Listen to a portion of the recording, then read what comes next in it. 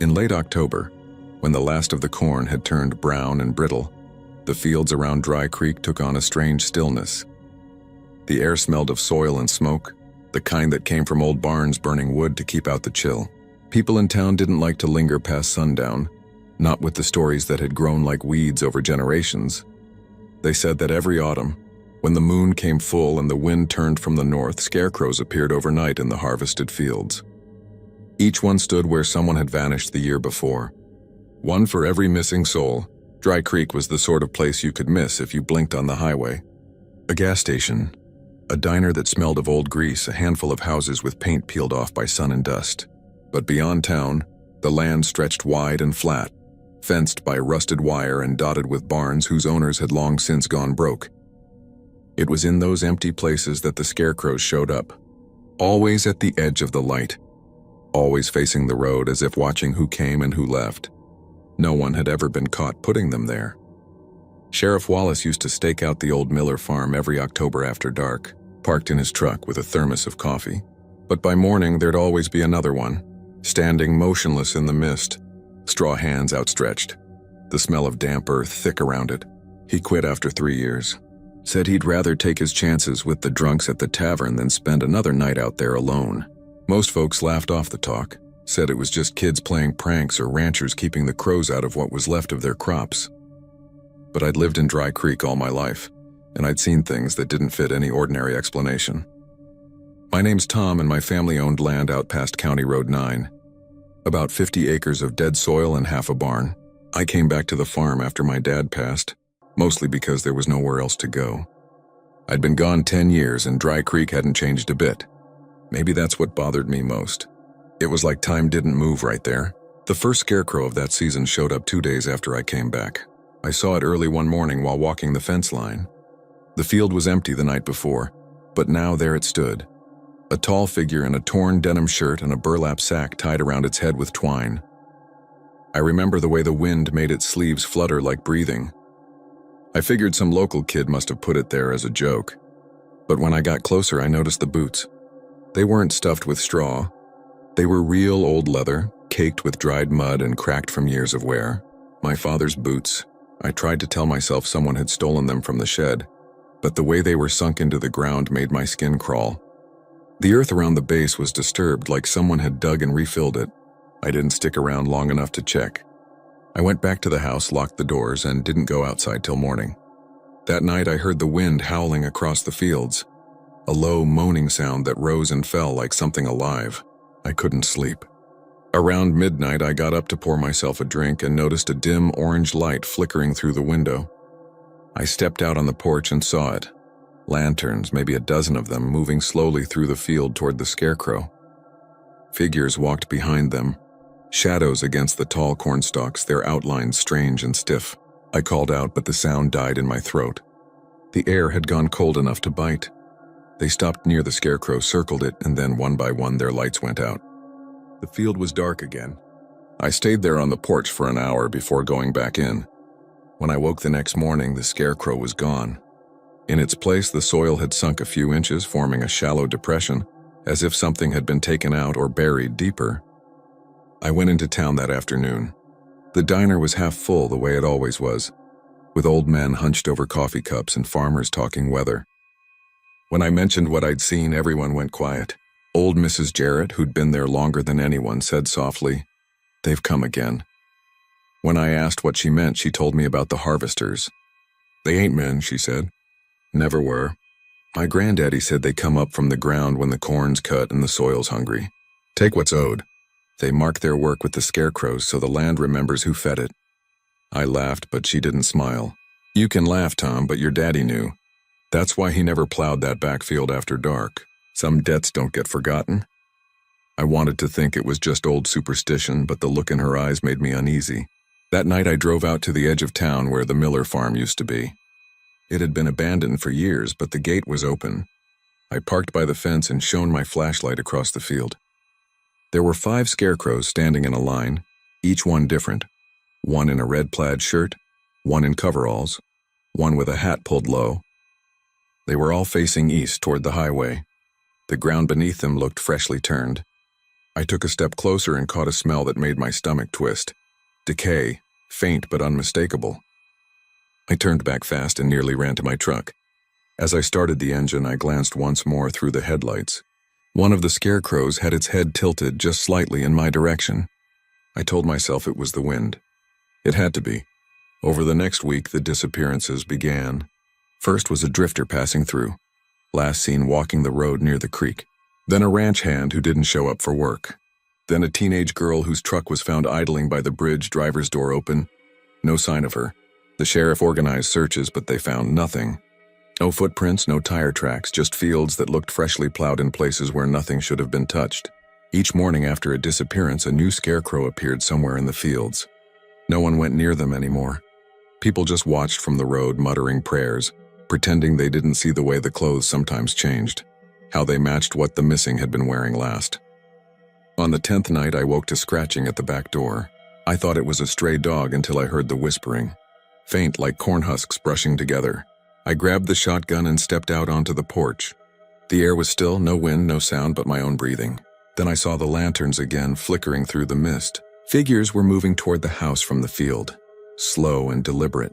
Their faces were hidden beneath burlap, their hands pale and thin, hanging at their sides like broken twigs. The harvesters. They didn't make a sound as they came closer, but I could feel something in my chest. A pressure like the air itself was thick with sorrow.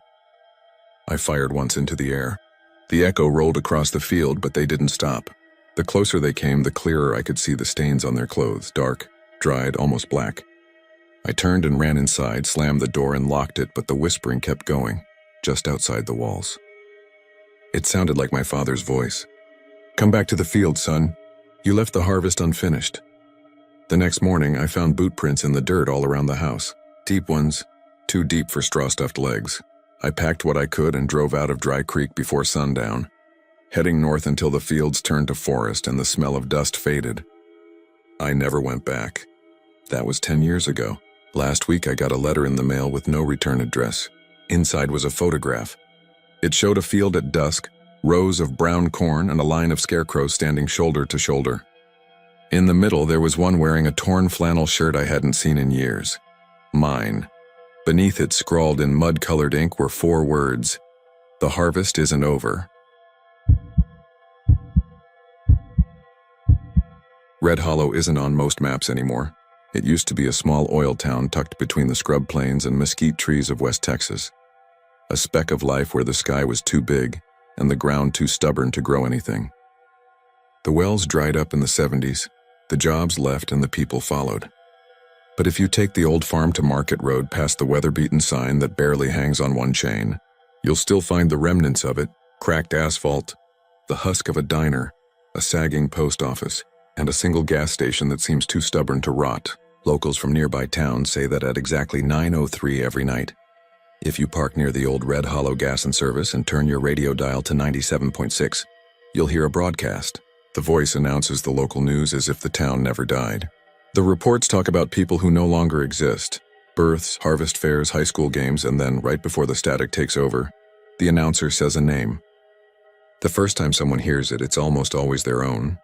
I didn't believe it until last summer. My name is Daniel, and I was passing through West Texas looking for old Americana signs to photograph. I used to love documenting forgotten places, the kind of towns time erased but ghosts refuse to abandon. When I first heard the story of Red Hollow at a truck stop in Midland, it sounded like every other urban legend. The cashier told me the place was cursed. He said his cousin drove out there drunk one night and came back a week later with his hair turned white. He never spoke again. I laughed it off, but curiosity always wins with me. I reached Red Hollow just before sunset. The air shimmered with that dry heat that makes the horizon ripple like water. The gas station stood alone at the crossroads, its roof half collapsed, the pumps leaning like gravestones. A faded sign above the door still read, "Service with a smile." Someone had drawn an X through the last word.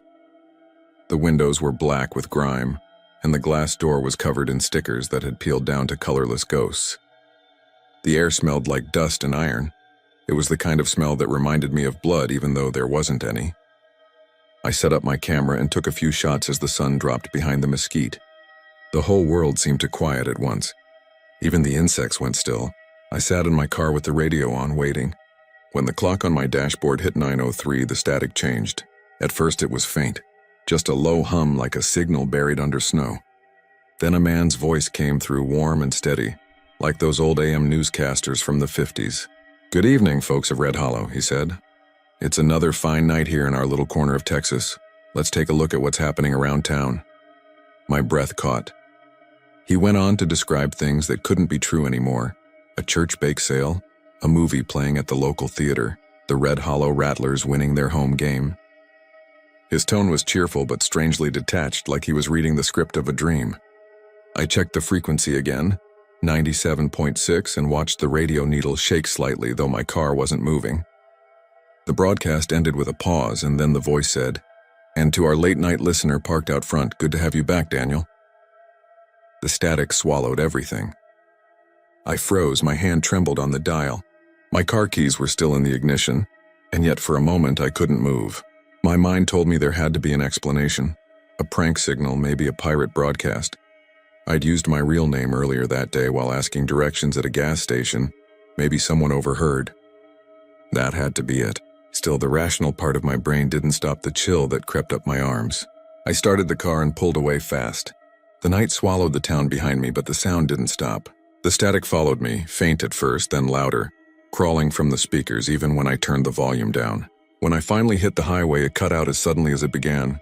I didn't sleep that night. The next morning, I drove back.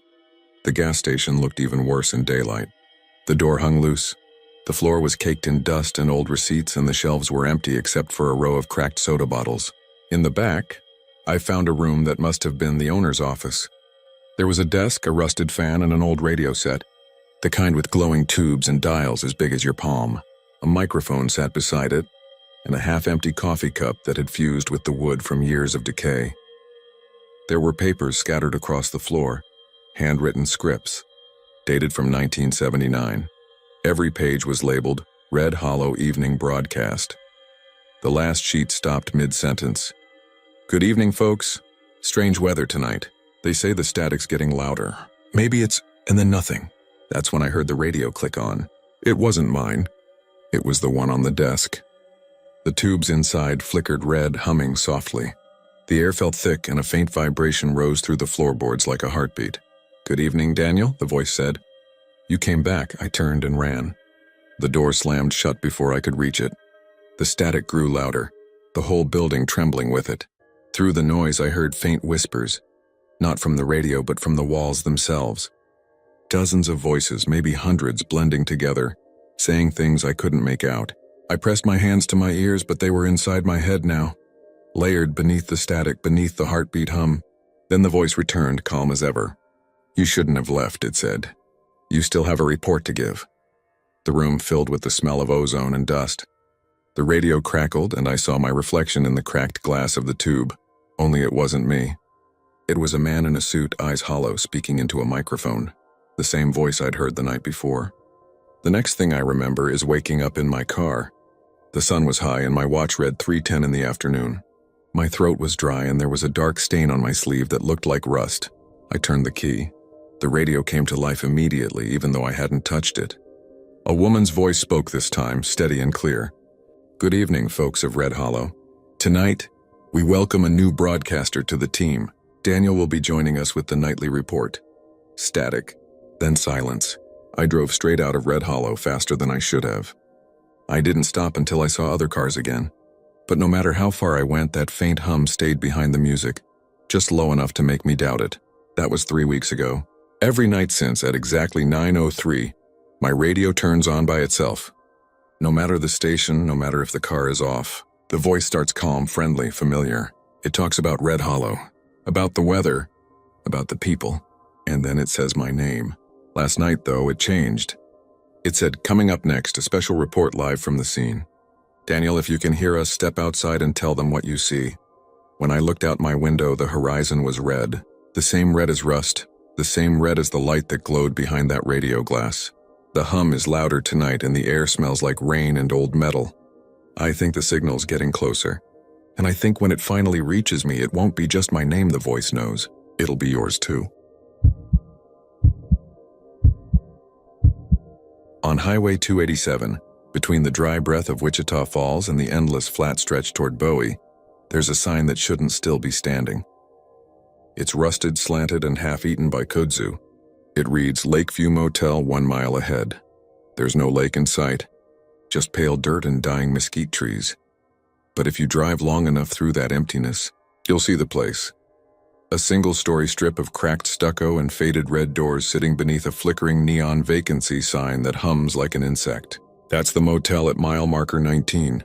No one plans to stop there. They only end up doing so when something forces them to. The car overheating, a thunderstorm rolling in from nowhere, a stretch of exhaustion too heavy to ignore. It's the kind of place that looks abandoned until you pull in, and the lobby light flickers on, as if it's been waiting for you all along. The story starts with a man named Darren Price. He was a long-haul driver, the kind of man who knew every diner and gas station from Amarillo to Shreveport. His rig broke down just past dusk, steam spilling from the hood like a ghost escaping. He coasted into the motel parking lot, headlights catching the broken glass and faded parking lines. Inside, the air was heavy, warm, and smelled faintly of mildew and cleaning fluid. Behind the counter sat a woman in her 60s with gray hair pinned back tightly. She looked like someone who had been carved out of patience and loneliness. "You still open?" Darren asked. She nodded once, eyes lifting to meet his. "Always open," she said, her voice dry as sandpaper. He filled out the registry, room 6, $35 cash. When he signed his name, he noticed the names above his.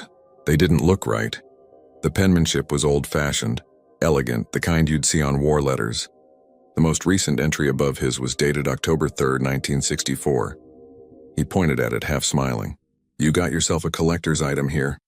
Nobody's checked in for 50 years?" The woman's expression didn't change. "Not everyone writes the date right," she said. "Room 6 is to your left. Ice machine's been out since July." The key was on a brass ring, the number etched into a tarnished tag. When Darren stepped outside, the sky was purple-black and thick with humidity. Lightning flashed far away, somewhere deep in the Texas night. Room 6 smelled like old wood and something faintly sweet, like spoiled fruit. The wallpaper had curled at the corners, the carpet worn to the threads near the door. He didn't think much of it. He was tired, and all he needed was a few hours of sleep before daylight. He kicked off his boots, turned on the rattling AC, and lay back on the bed. Sometime past midnight, he woke up. It wasn't a sound that did it, not at first. It was the feeling that the air had shifted, as if someone else had entered the room. Then he heard it. Laughter. It was faint, drifting through the vent above the bathroom door. Children's laughter. Light, playful, echoing. He rubbed his eyes, half annoyed. He thought maybe there were kids in one of the other rooms, maybe the owner's grandkids. But when he stepped outside into the humid darkness, the parking lot was empty. All the other doors were shut. No lights behind the curtains. Only his truck and the sound of cicadas. He went back inside, stood beneath the vent, and listened. The laughter came again, sharper now. A giggle, a whisper, then what sounded like someone running barefoot across a wooden floor. He didn't sleep again that night. In the morning, the woman was gone. In her place sat a younger man, maybe in his 40s, wearing a grease-stained undershirt. He had that hollow-eyed look of someone who never slept. "Cars fixed?" the man asked without looking up. "Tow truck's on the way," Darren said. "Hey, listen, who's staying in the rooms next to mine? I heard kids last night." The man stopped writing, lifted his gaze. "Ain't no kids here," he said flatly. Darren gestured at the registry. "You mind if I take a look? Maybe someone checked in late." The man's hand came down on the book. "You don't want to go digging through that." There was something final in his tone. Darren nodded, turned toward the door. As he walked out, he caught sight of a small pair of handprints smudged into the dust on the counter, too small for an adult. 2 days later, the tow truck driver who picked him up told a story about how he'd been called to that same motel before. "Place gives me the creeps," he said. "Last guy I hauled out of there swore up and down he saw a little girl standing outside his window. Room 8, I think it was. She was humming, and when he opened the curtain, she wasn't there no more, just muddy footprints on the floor." Darren didn't say much after that, but something about the place stayed with him. A week later, when his route took him near the same stretch of highway, he slowed down. He shouldn't have, but curiosity's a powerful thing. The sign was gone this time. No more Lakeview Motel, just a rusted pole standing against the sky. Still, the driveway was there. The outline of the building, too, just visible behind the trees. And parked in front of room 6 was his truck, the exact same make, model, color. Even the dent on the rear fender matched. But he was sitting in the cab of his truck already. He blinked, rubbed his eyes. When he looked again, the lot was empty. He drove on, but he kept glancing in the mirror, half expecting to see that flickering neon light chasing him down the highway. Over the years, others have told similar stories. A young couple in 1998 whose car died during a thunderstorm. They checked into room 3 and woke up to children's voices singing something low and tuneless through the vent.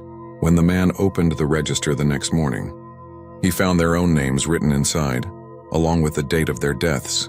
August 14, 1998. A retired cop said he saw the same woman at the front desk who died there in a fire back in 1972. He said she handed him a key before vanishing mid-sentence. The room was filled with soot, but no sign of fire damage anywhere else. Some locals swear the motel's gone for good, demolished by the state. Others claim it only appears to certain travelers, those who've lost something on the road. Maybe a loved one, maybe themselves. There's an old man who runs a gas station 20 miles north of there. Ask him about it and he'll just shake his head. You ever hear laughter where there shouldn't be any? He'll say. That's when you turn around. Doesn't matter where you're headed. You don't stop.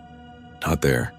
Sometimes on quiet nights, drivers still report seeing the faint glow of a neon vacancy sign through the trees.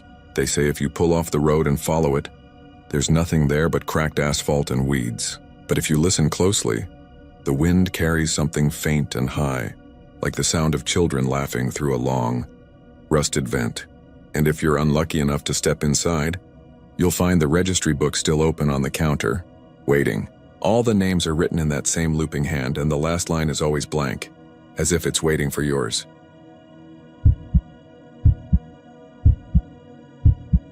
In the north edge of the Texas Panhandle, where the fields stretch wider than the horizon itself, there's a road called County 72 that nobody drives after dark. The reason isn't superstition, not exactly.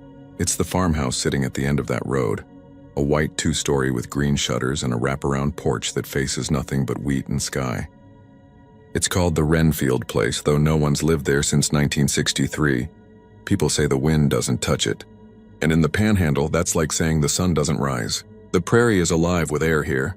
The wind starts before dawn, whispering through the grain, building all day until it howls like a living thing. It strips paint, topples fences, carves the land itself. But when you reach the Renfield porch, the air stops. Not slows. Stops. Like you walked into the eye of a storm that's been holding its breath for half a century. I didn't believe it until last summer. I was writing a small piece for the Amarillo Tribune about forgotten farmsteads, those weather-beaten shells that once fed whole families. The Renfield house was just another name in a file. Another story about drought, debt, and bad luck. I drove out there alone on a Tuesday afternoon in late July, when the sun bakes the land until the air ripples like hot oil. The wind had been beating against my truck for miles, shaking it even at a crawl, but when I turned into the dirt drive, the dust behind me fell straight to the ground. The stalks along the fence went still. By the time I reached the porch steps, it was so silent I could hear my pulse in my ears. Not a bird, not a cricket. Just the dry creak of wood as I put my foot on the bottom step. The house loomed over me, its paint still white despite the decades. The shutters looked new, the roof perfect like it had been built yesterday. My phone had no signal, but that didn't surprise me. Inside, the door swung open without a sound. I expected mildew, rot, cobwebs. Instead, I found clean floors, a faint smell of lemon polish, furniture covered with sheets that looked freshly washed. Sunlight filtered through the windows, cutting the rooms into soft rectangles of gold. I walked from room to room, snapping photos, noting details for my article. Everything was ordinary except for the quiet. In every Texas house, you hear the wind somewhere. A rattle in the walls, a whistle through the cracks, a low hum in the eaves. But here, nothing. The silence pressed against my head like pressure underwater. I felt lightheaded. Then in the front parlor, I heard it. A low, slow exhale coming from beneath the floorboards. At first I thought it was the wood settling, but the sound came again, long and steady, unmistakably alive. Breathing.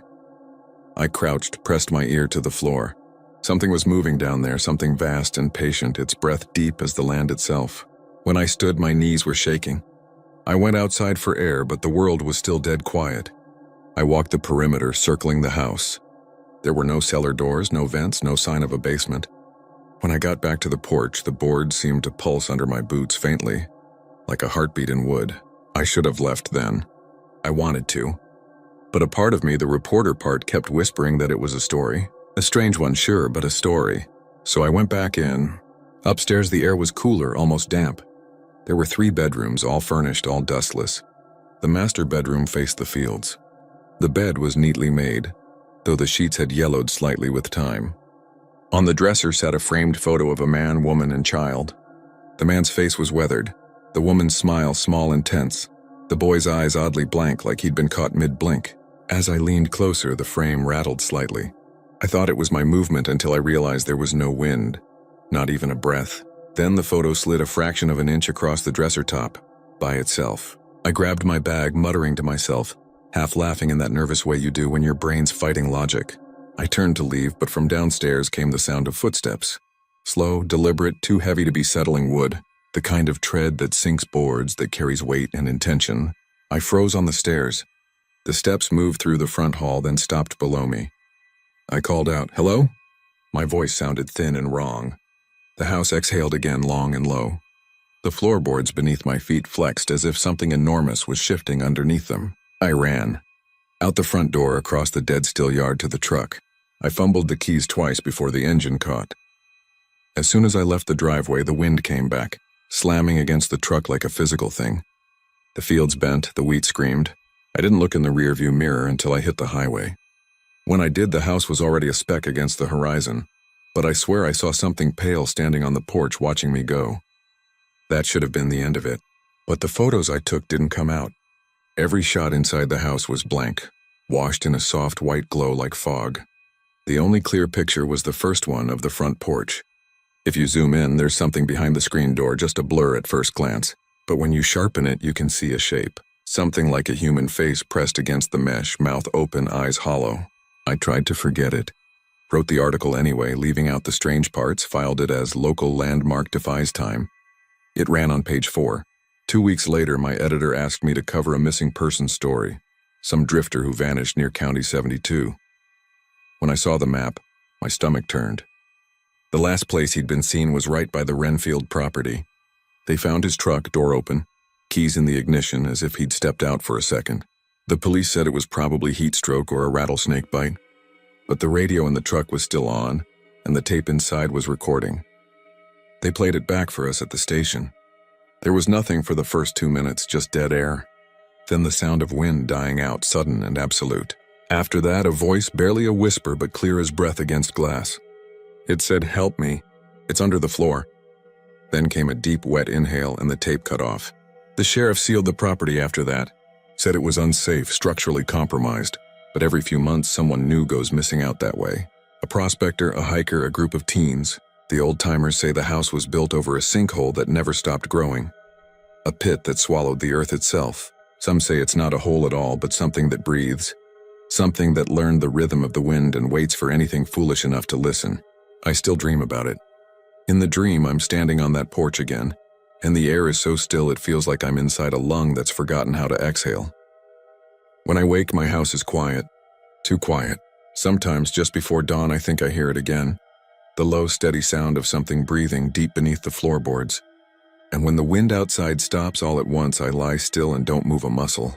Because I know wherever it came from, it's listening. The storm that night in 1962 was unlike anything the people of Elders Ferry, Texas had ever seen. The rain didn't fall so much as it clawed its way out of the sky, tearing through the pecan trees and thrashing the riverbanks until the San Gabriel itself overflowed its narrow spine and swallowed the fields. Lightning forked across the hills like white-hot veins, and in the middle of it all stood St. Wenceslas Chapel, a limestone church built in the 1880s by Czech settlers. It had always been the kind of place that looked older than it was, crouched on the edge of a shallow valley, its roof blackened by time and its bell tower tilted just enough to suggest age and stubbornness. When the storm came, the congregation had already gone home from the evening service. Only the old priest, Father Janek, remained inside. praying over the candles that guttered and died in the gale. By morning, the chapel was gone. People came from as far as Austin to see it. Where the church had been was now a raw, circular pit about 30 feet deep, filled with rainwater and chunks of limestone. The oak cross that had stood in front of the door was nowhere to be found. They said the ground had opened up and swallowed it whole, that maybe a sinkhole had formed from the river carving out the bedrock underneath, or that lightning had struck the limestone ridge and split it. But there were no scorch marks, and the edges of the hole were clean and damp, as if the earth had simply inhaled and taken the church with it. They found Father Yannick's hat near the rim of the hole, soaked through but intact. His body was never recovered.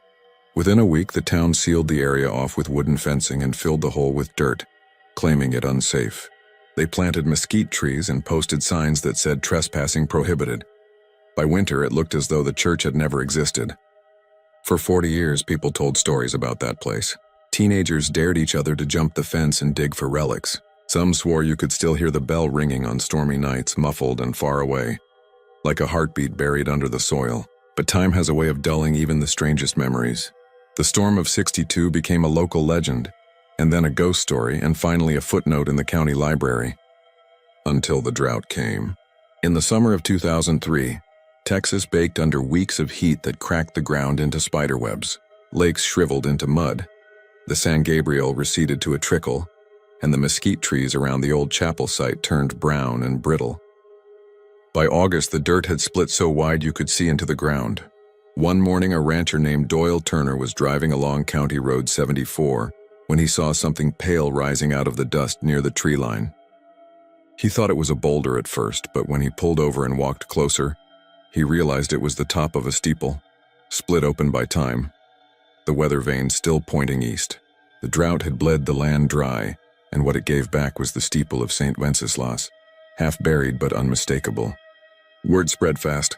Reporters came, and archaeologists, and a few churchmen from Austin who said they wanted to preserve the site. The town council fenced it again, this time with chain link and padlocks, but every night people gathered by the road to stare at it. Under the moonlight, the pale limestone glowed faintly, and if you stood still enough, you could swear you heard a faint clanging from below, as if something were stirring under the earth. The first time the bell rang, no one believed it. It was just after midnight, the air heavy and dry, when a sound rolled across the valley like the echo of thunder. A single bell tone, long and hollow, rising from the ground, then silence. The next night it rang twice. On the third, it rang 3 times, always at midnight, always the same deep metallic note that made your chest vibrate. The sheriff, a big man named Ed Moreland, decided to put a stop to it. He and his deputies went out there one night with flashlights, ropes, and a backhoe.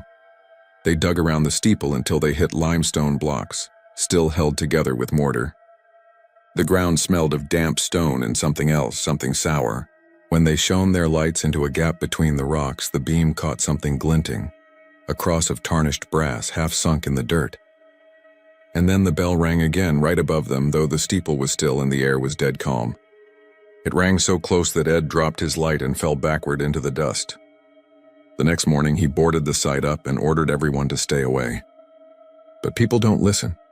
Within a week, kids were sneaking out to record the bell on their phones. One of them, a 17-year-old named Melanie Cruz, went missing. They found her car parked half a mile down the road, the driver's door open, keys still in the ignition. The tire tracks led to the fence, and near the edge of the pit, now widening again with the drought, they found her shoe. When the sheriff's men tried to search, the ground gave way beneath one of them, opening into a narrow shaft that stank of rot and cold stone. They lowered a camera into it, but the feed cut out after a few seconds. When they pulled it back, the lens was cracked and the casing was wet, though it hadn't rained in weeks. By October, no one went near it, but the bell kept ringing exactly at midnight. It didn't matter if it was windy or if the air was still.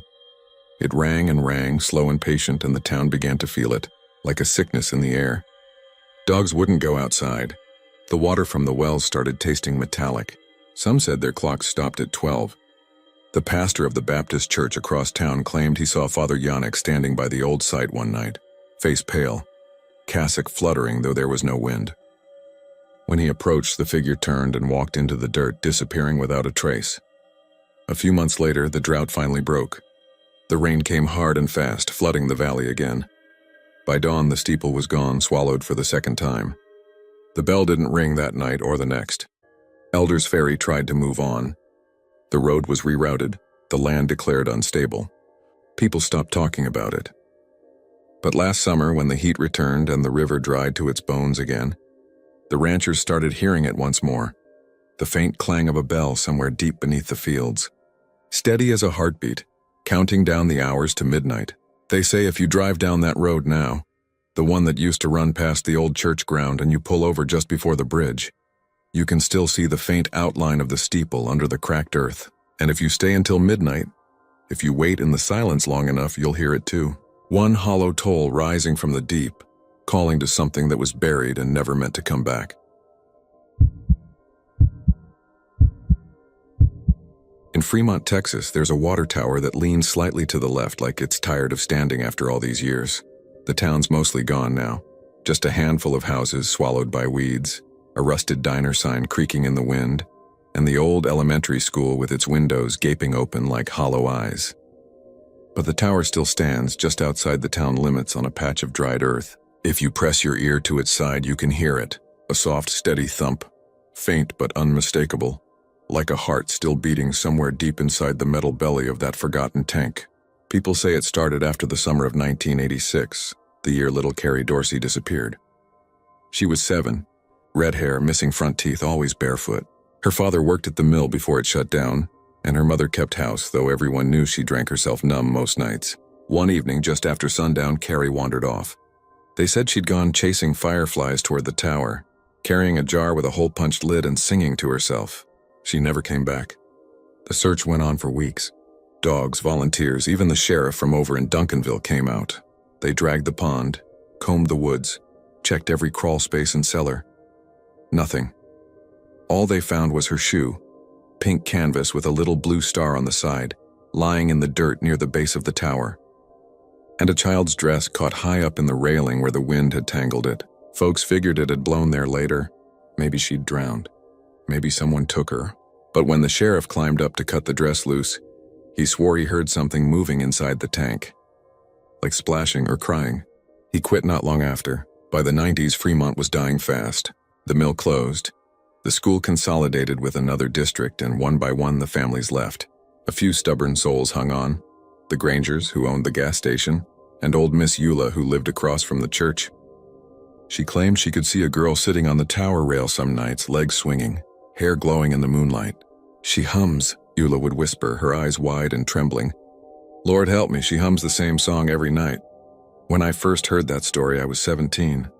My friends and I didn't believe in ghosts, but Fremont was only a 40-minute drive from where we lived, and we were dumb enough to think it'd be fun to see for ourselves. It was late October, a week before Halloween, and the air had that dry, crackling chill that means a storm's brewing somewhere far off. There were 4 of us, me, Mark, Jenna, and Luis. We drove out in Mark's old pickup, headlights sweeping across the empty road, the radio cutting in and out with static. By the time we reached Fremont, it was close to midnight. The town looked worse than I expected. Everything sagged, like time had melted the bones out of it. The gas station was boarded up. The diner sign, which used to say Fremont Cafe, now just read Frey at. The water tower stood behind it, a silhouette against the stars, its ladder reaching up like a spine. Even from a distance, it gave me a sick feeling, like we were trespassing somewhere that wasn't quite abandoned no matter what the map said. We parked by the old school and walked the rest of the way. The ground was soft with patches of weeds, and our flashlights picked up bits of old toys, broken glass, the rusted rim of a bicycle wheel. When we reached the tower, the wind had picked up, whistling through the metal slats. Up close, the tank loomed higher than it looked from the road, streaked with rust and faded graffiti.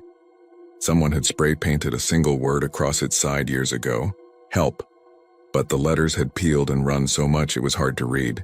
"Let's listen," Jenna whispered, pressing her palm to the cold surface. "They say you can hear it if you stay still." We all crowded close. At first nothing, just the moan of wind and the creak of metal, then faintly a sound that made my skin crawl, a soft rhythmic thump like a heartbeat coming from inside. Luis laughed nervously and said it must be water still trapped in there, echoing somehow. But the tank had been dry for decades. There was no water, no pipes, no reason for it to sound alive. Mark was the first to climb the ladder. He said he wanted to check if the hatch on top was open. The rest of us watched as he made his way up, one rung at a time, his flashlight beam slicing through the dark. Halfway up, he stopped. "You guys hear that?" he called down. We didn't answer. There was a new sound now, faint but distinct, a voice high and thin singing. It came from somewhere above him, a little girl's voice humming a tune that was just out of reach of memory. Mark's light shook, catching on the railing, and then he climbed faster. When he reached the top, he froze. His light hovered over the hatch. "It's open," he said quietly. "And oh Jesus," his voice broke. The flashlight slipped from his hand and fell, spinning light through the grass before it went out. We shouted for him to come down, but he didn't move. Then suddenly the tower groaned, a long, low metal sound like something shifting deep inside. And then there was a splash. Not water exactly, thicker, heavier. Mark screamed once, sharp and short, and then silence. We stood there staring up into the black. The wind stopped. Even the crickets went quiet. Then, a few seconds later, a single drop hit the ground beside me. It was dark, almost black in the beam of my flashlight. I thought it was oil at first, but it smelled like iron. Jenna bolted. Louise followed, yelling Mark's name over and over.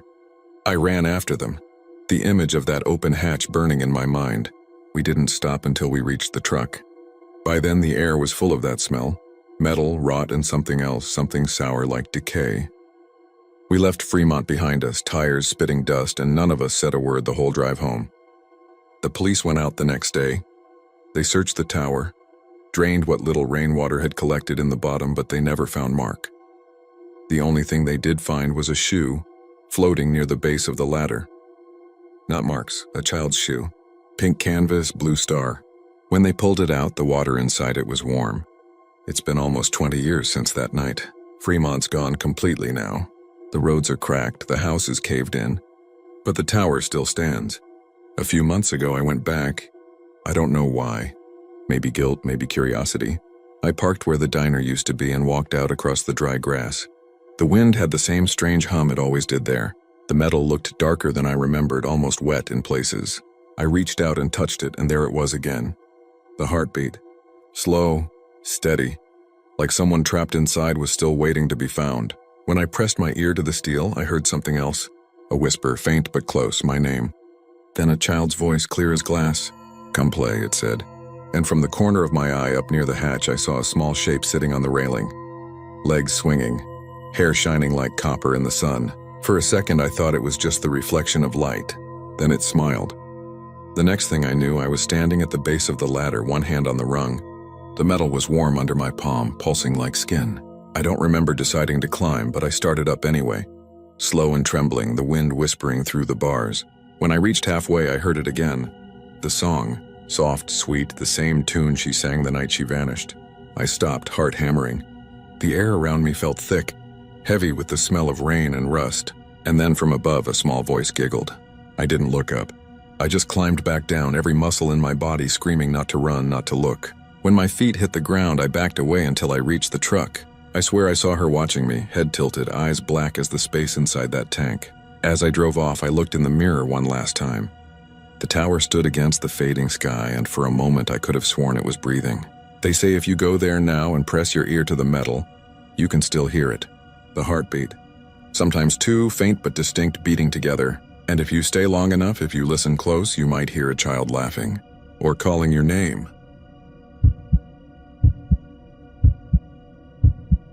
The theater on Westheimer had been closed for more than 20 years before someone noticed the lights were back on. It was called the Magnolia, a crumbling two-screen relic from the 70s with water stains running down its stucco walls and a sagging marquee that still clung to half its letters. For a while, no one said anything. The neighborhood had enough ghosts without adding a theater to the list. But by the second week, people started talking. The lights glowed until dawn, and a faint humming sound like an old projector grinding to life drifted through the night air. Then someone saw a poster. It appeared overnight in the glass case near the ticket booth. The paper was yellowed and curled, as if it had been hanging there for decades. The image was faded, just a woman standing in an empty hallway facing away from the camera, her shadow stretching toward the viewer. There was no title, No credits, no tagline, just a small stamp at the bottom that said midnight showing. The next evening, the doors were unlocked. A man named Dennis Alvarez was the first to go in. He was a night security guard at a nearby office complex and liked to wander when his shift ended. When he told the police later what he saw, they didn't believe him. The lobby was dusty and abandoned, he said, but the popcorn machine was running. He swore he could smell butter and salt. There was a faint voice behind the counter, like someone reciting lines from a script, but no one was there. The ticket window was cracked open with a single stub sitting on the ledge. It was dated 1978. Dennis took the ticket. He said the theater was cold, colder than outside, and that as soon as he stepped into the auditorium, the lights dimmed. The film had already started. It was black and white, though the projector looked digital. He couldn't describe what the movie was about, only that it felt familiar, like a dream you can't place. He remembered people standing in rooms that didn't make sense, faces that seemed to shift slightly when you looked at them too long. He tried to leave halfway through, but his legs wouldn't move. When the credits rolled, he said he felt his chest seize like he'd been underwater too long. Then he woke up in his car, parked in the empty lot behind a grocery store 6 miles away. His watch said Tuesday, but the gas station receipt in his pocket was from Friday. By the time he told anyone, the story had spread online. A few urban explorers went next. They filmed themselves entering the theater, cracking jokes about curses and ghosts. The footage always ended the same way. Static halfway through the movie, then darkness. The videos uploaded automatically, as if someone else had finished the job for them. None of the explorers answered comments or messages afterward. A friend of one of them said she found him sitting in his apartment with every clock turned backward. When she asked why, he said he was trying to catch up. In late September, a woman named Marla Jensen showed up at the Magnolia. She was a film professor from Rice University, interested in lost cinema and urban folklore. She'd read the threads and wanted to document the phenomenon. She brought her assistant, Theo, and a set of high-end cameras to record everything. When they arrived, the lights were already on, and the faint smell of burned film hung in the air. The ticket window was open again, 2 stubs waiting for them this time, both dated 1978. Inside, the place looked untouched by time. The candy counter still had boxes of raisins and milk duds, though the logos were old. And when Marla opened one, the chocolate was fresh. The projector hummed softly, but the booth was locked. Theo pried it open with a screwdriver and found reels stacked neatly, all labeled midnight showing in red ink. No studio markings, no timestamps. The reel on the machine was nearly finished, but as it ended, it spooled itself back and started again. There was no light bulb in the projector, only a faint bluish glow that seemed to come from nowhere. Marla watched the first few minutes. The film opened with a static shot of the Magnolia's lobby, perfectly framed. Then it shifted to a street outside, empty but familiar. Westheimer but cleaner, newer, as if shot decades earlier. The camera drifted slowly toward the theater doors, and as it entered, the perspective changed. Now the camera was inside, filming the audience. Dozens of people sat in the dark, motionless. Marla leaned closer. The faces looked wrong, slightly off. One man had Dennis Alvarez's jacket. Theo said they should leave, but Marla insisted on finishing the recording. The sound was distorted. Murmuring voices layered over each other, some crying, some laughing softly. The more she listened, the more it sounded like words. When she slowed the footage later, she realized they were speaking in unison. They were saying, "Stay until the end." The screen flickered and she saw herself sitting in the front row, camera on her lap, eyes wide open. Theo tried to pull her out of the seat, but she wouldn't move. He said her body went limp, but her eyes kept watching, flicking back and forth like she was reading invisible text. The film played through to the credits, which were just names written in white over black. They weren't actor names, they were dates. Years and days scrolling upward, impossibly fast. Theo said he saw his birthday flash by, then his father's, then dates hundreds of years into the future. When the screen went black, he heard whispering behind him. Thousands of voices saying the same thing. You can't give back what you've spent. He dragged Marla out and drove her straight to Memorial Hospital. She woke up 3 days later, but she thought it had only been a few hours. Her hair had turned mostly white. Her phone showed dozens of missed calls, and her email was filled with auto-replies from people she'd known decades earlier, some already dead. The timestamp on her camera showed the footage had been recorded on October 12, 1978. The theater closed itself again the following week. Police tape went up, but no one guarded it. When investigators entered, the power was off and the reels were gone. The screen was slashed down the middle and words were burned into the wall behind it. Time sold out. They found the remains of a ticket book in the box office drawer, each stub dated years before the theater had even been built. Marla tried to move on. She taught one more semester before quitting. Her lectures grew unfocused, drifting into talk of perception, memory, and the illusion of sequence. When she spoke about the magnolia, her tone shifted. She said time wasn't linear there, that it folded like a reel looping on itself, and that every showing sold a little more of it away. "It's not a movie," she said once during an interview, eyes distant. "It's a transaction." Last winter, a new development company bought the land. They tore down what was left of the magnolia and put up a luxury apartment complex. But at night, residents complained of light leaking through the walls, faint and flickering like film projection. Some said they heard reels spinning in their closets or saw brief flashes of old faces in their mirrors. The elevators sometimes skipped entire floors. One tenant claimed she went to bed on a Sunday and woke up on a Wednesday. She moved out after that, leaving behind a note taped to her door. It read, "Don't watch the walls." They remember.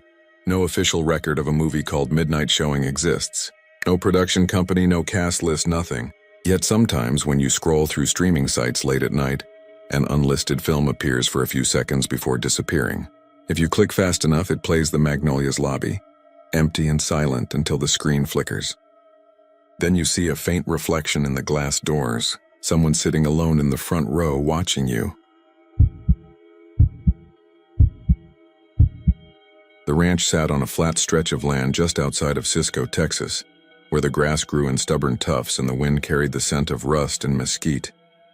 Old-timers said the land had memory, that the dirt remembered every drop of blood and sweat ever spilled into it.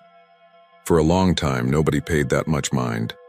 Until the dry summer of 1984, when the McCreary brothers decided to dig a new well behind their cattle pens. Their old one had run dry after the third consecutive drought year, and water was life out there. But what they found wasn't water. It was Tommy McCreary who first struck something solid about 20 feet down. He thought it was rock, but when he hit it again, the shovel clanged with a metallic ring that echoed strangely up the shaft. They pulled the dirt aside, expecting maybe an old horseshoe or a buried pipe. But what they uncovered looked like a thick layer of coins, pennies, hundreds of them, fused together in a solid, glimmering crust that caught the sunlight in a way that made it look almost alive. The brothers thought it was some kind of treasure at first, though it was too strange to make sense. When Tommy pried a few loose with the crowbar, he found the pennies melted at their edges, soft like candle wax that had hardened again. Some bore the face of Lincoln, half erased, others were warped beyond recognition. And when he held one to his ear, he swore he heard something, a faint hiss, like steam or whispering through a wall. By nightfall, half the town had gathered around the hole, flashlights in hand, boots scuffing the dirt. Sheriff Minter told them to keep back until morning, but nobody left. They stood there, drawn to the thing, to the faint copper gleam in the lantern light. Around midnight, when the moon climbed high and pale, the whispers began. At first it sounded like wind rushing through the grass, except the air was still. Then the sound deepened, curling into syllables no one could place, not English or Spanish or anything that belonged to the world above ground. It was low, rhythmic, like chanting from deep inside the earth. The cattle kicked and snorted in their pens. Coyotes went silent. The older folks, the ones who still remembered the Comanche stories their grandfathers told, turned pale and crossed themselves. By dawn, the well was sealed. Sheriff Minter ordered it filled with concrete. But that didn't stop the sounds. Every night from beneath the hardened slab, the whispers rose again. Word spread fast. Preachers came out from Abilene, claiming it was the voice of hell itself. Teenagers from nearby towns snuck out at night to hear it for themselves, daring each other to lie flat on the slab and press their ear to the concrete. Some said they heard names being called. Others said the whispers changed each night, sometimes pleading, sometimes laughing. Then Tommy McCreary vanished. He'd been drinking the night before, folks said, but his wife Clara told a different story. She said she woke up around 3 in the morning and found him gone. The back door open, the wind blowing dust through the kitchen. She followed his footprints halfway across the field until they just stopped at the edge of the slab. His boots were there, placed neatly side by side. No sign of a struggle. Clara swore she heard something when she bent down, her face near the concrete. She said it wasn't words this time, just breathing like someone close enough to fog up the surface. Sheriff Minter told her she was in shock. They all wanted to believe that. But a few days later, Tommy's voice joined the whispers. People who knew him said they could make out his drawl clear as day, rising and falling with the others. No one went near the place after that. The McCreary Ranch went to ruin, cattle dying off, the house left to rot. By the late 90s, the roof had caved in, and mesquite roots pushed through the floorboards. Still, travelers passing on Highway 6 sometimes claim to see lights flickering out there at night like lanterns swaying in the dark. In 2003, a survey team from the county came to mark the property for oil rights. They dug up the site again, thinking the old well might help them find water to cool their drills. The concrete was still there but cracked through the middle. One of the men, a young geologist from Fort Worth, knelt to take a sample. He said the cracks glowed faintly inside, like the embers of a long dead fire. The others laughed it off until they saw it too, a deep orange shimmer pulsing far below the surface. They didn't report it in their notes, but one of the crew, a guy named Darren Hayes, told his sister about it weeks later before he stopped answering calls altogether. She found his truck abandoned near the ranch, engine still running. In the passenger seat was a coffee can full of pennies, each one warped and blackened as if they'd been through a furnace. The county sealed the place again, this time fencing it off and posting warning signs. But locals say you can still hear the voices if you drive by slow enough with the windows down on a windless night. There's a story folks tell in Cisco now about where that well came from. They say long before Texas was Texas, there was a settlement of Spanish miners near that same spot. The land was dry, but they found copper veins running under it like veins of blood. They dug deep, deeper than they should have, until they hit a pocket of heat so intense it melted their tools. Then came the voices, rising from the molten pit, promising wealth and life eternal if the miners fed the earth with blood and metal. They say the miners threw coins and bodies into the hole and the earth gave back whispers instead of gold. When the settlers vanished, all that was left was a patch of scorched ground that no one would till. Sometimes, when the wind is right, you can still smell the metal in the air. A few years back, a drifter named Saul Briggs camped near the old fence line. He was looking for scrap metal, maybe copper wire left from the survey crews. His last radio transmission to a trucker friend was garbled, but clear enough to make the hair stand up on your arms. He said the ground was glowing again, that the pennies were back, that they were moving like something alive. The last thing he said was, "They're talking to me now." They found his campfire still burning the next morning, his tent flattened, the dirt inside the fence scorched black again. Nothing left of him but his boots, lined up neat beside the hole. Now the ranch is gone. The county paved a bypass over it 5 years ago, a straight stretch of blacktop where no one lingers. But truckers still swear that if you pull over there after midnight and kill the engine, you can hear the sound of metal clinking beneath the pavement, like coins shifting and sighing in the dark. Some say it's just the heat from the road. Others say it's something older, waiting under layers of tar and time. And if you're unlucky enough to press your ear to the asphalt, they say you'll hear it clear as daylight, voices whispering in that same unknown tongue, calling you by name, asking for an offering of copper. No one stays long enough to answer.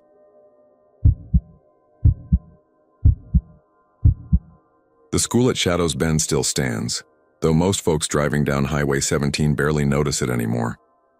The roof leans slightly to one side. The old brick faded to the color of dried blood and dust. The playground out back is nothing but twisted metal frames where swings used to hang, and the windows are so caked with grime you can't see inside unless the light hits them just right. For decades it's been abandoned, left to rot after the district shut it down in 1983. But every now and then someone gets curious and stops, and every now and then one of those people doesn't come back. People around Shadows Bend like to tell stories about it. They say the last bell never really stopped ringing. They say on certain nights you can still hear children laughing or crying, echoing through the fields. Some say it's the wind moving through the old vents, others swear it's something else entirely. But everyone knows about the message on the chalkboard. Class dismissed when they return. It's still there. No one knows who wrote it or what it means, but I can tell you now, it wasn't just some prank. I grew up a few miles from that school. My mother used to substitute teach there before they closed it. She wouldn't talk much about her last year, but I remember how she'd go quiet every time we drove past. She'd glance at the building like she expected someone to be standing in the window. When I was a teenager, I asked her once what happened there. She told me in a voice barely above a whisper that some of the kids went missing during a storm, and the next morning, their desks were empty but their shoes were still lined up neatly by the door. She said the principal locked himself in his office and refused to come out for days. When they finally broke the door down, he was gone. No body, no note, just that message on the board. I never believed her, not really. Small towns breed ghost stories the way cities breed lies. But curiosity has a way of gnawing at you. I left Shadows Bend at 18, joined the Navy, lived all over the country, but I came back last spring after Mom died. I was going through her things when I found a key labeled SB Elementary. She'd kept it all those years, tucked in the back of her jewelry box. I should have thrown it away, but I didn't. A week later, I drove out there. The road was cracked and lined with weeds, the sign half buried in the dirt. I parked out front and just sat for a while listening. The air felt wrong, heavy somehow, like it was thicker near the building. When I finally got out, the smell hit me first. Old wood, mildew, and something faintly metallic like rust or dried blood. The front doors were chained shut, but the key fit perfectly into the side entrance. I pushed it open and the sound echoed through the hall like a gunshot. Inside, everything was frozen in time. The walls were yellowed, the floorboards soft underfoot. The hallway stretched ahead, rows of lockers standing open like gaping mouths. Some still had books inside, their pages curled with age. There were drawings taped to a few of the doors, stick figures holding hands, sons with smiling faces. It all looked untouched, like everyone just stood up one day and left. I found the classroom after about 10 minutes. Room 104. The door creaked when I opened it, revealing rows of desks covered in a thick layer of dust. A few of them had names carved into the wood: Emma, Cody, Lila, and there it was, the chalkboard at the front. The words were still clear despite the years. Class dismissed when they return. The chalk was broken in half on the ledge below, as if whoever wrote it had pressed too hard. The strangest thing was how cold it felt in that room. The rest of the building was just warm and stale, but that classroom was freezing even though it was nearly 90 degrees outside. I could see my breath. I told myself it was just air drafts, the building settling, but deep down I knew it wasn't. I sat down at one of the desks and brushed the dust off. There was a piece of paper underneath, a worksheet half finished in a child's handwriting. At the bottom was a note written in red crayon: "We're not allowed to leave yet. He said we have to wait." I felt my stomach twist. I looked up at the board again, and that's when I noticed something new. Another message, faintly written beneath the first one, like someone had added it later. "They're almost back." I don't remember leaving the classroom, only that I suddenly found myself standing outside again, the door swinging shut behind me. My hands were shaking. I locked the door, got in my car, and drove straight home. That night I couldn't sleep. Every time I closed my eyes, I saw the empty desks, the scrawled words, and those names carved into the wood. The next morning, I went to the county archives. Most of the records about Shadows Bend Elementary had been destroyed in a fire years ago, but one old newspaper clipping survived. It was dated October 12, 1983. The headline read, "7 children vanished during storm." The article said the teacher, a man named Henry Goss, claimed he saw them standing at the edge of the playground just before lightning struck. When he ran outside, they were gone. The search lasted for weeks. No bodies were ever found. I kept digging. The principal's name was Franklin Parrish. No one ever found him either. The article mentioned that before the school closed, Parrish had been experimenting with something he called the Return Project, a study about child development and memory retention. But no other details were given. It was like he'd been erased from history. 2 nights later, I went back to the school. I don't know why. Maybe I needed proof that it wasn't real, that my mind was playing tricks on me. I parked in the same spot, walked through the same door, and headed straight for room 104. The air felt thicker than before, humming with a low vibration that I could feel in my bones. When I reached the room, the door was already open. The desks were clean, no dust. The chalkboard was spotless except for one new line written in neat cursive: "Attendance complete." I stood there frozen, and that's when I heard the whispering. Soft at first, like wind moving through dry grass, then clearer, like children murmuring in unison. I couldn't make out the words, but they were getting closer. The hallway behind me was dark, darker than it should have been. I turned to leave, but the door wouldn't budge. My heart started pounding. The whispering grew louder, turning into a chorus of faint giggles, then cries, then something else entirely. Voices layered over each other, some high and childlike, others deep and ragged, all saying the same thing. He's back. He came back. The windows were rattling, the lights flickering even though there shouldn't have been power. I backed away from the board, my hand brushing against one of the desks. It was warm. I looked down, and for a split second I saw a small handprint forming in the dust. Then another. Then dozens, all appearing one after another across the desks, across the walls, even on the glass. I don't remember screaming, but I must have. The next thing I knew, I was lying outside on the grass, gasping for air, the sun just starting to rise. My car door was open, the engine running. I left without looking back. That was 3 weeks ago. Since then, every night around 3 a.m., I hear the sound of a school bell ringing in the distance. I've checked maps, driven miles out of town, but it always sounds the same, faint and hollow, like it's calling from somewhere just out of reach. Yesterday, I found another piece of chalk in my kitchen drawer. I don't know how it got there, but it had a single word written along the side in that same neat cursive, present. I haven't gone back to Shadow's Bend, and I don't plan to. But sometimes when the wind is right, I swear I can hear children laughing out by the fields. And every morning now when I wake up, there's a thin layer of dust on my kitchen table, and in it 7 little handprints. The road that led to Brimstone Hill cut through a stretch of Texas that most folks would rather forget. The asphalt was cracked and fading, lined with mesquite trees that leaned in like crooked old men listening for secrets. Beyond the trees, the land dropped into old mining country, hills that had been hollowed out and abandoned since 1918. The signs warning of loose ground and toxic runoff were faded, but the stories stayed fresh.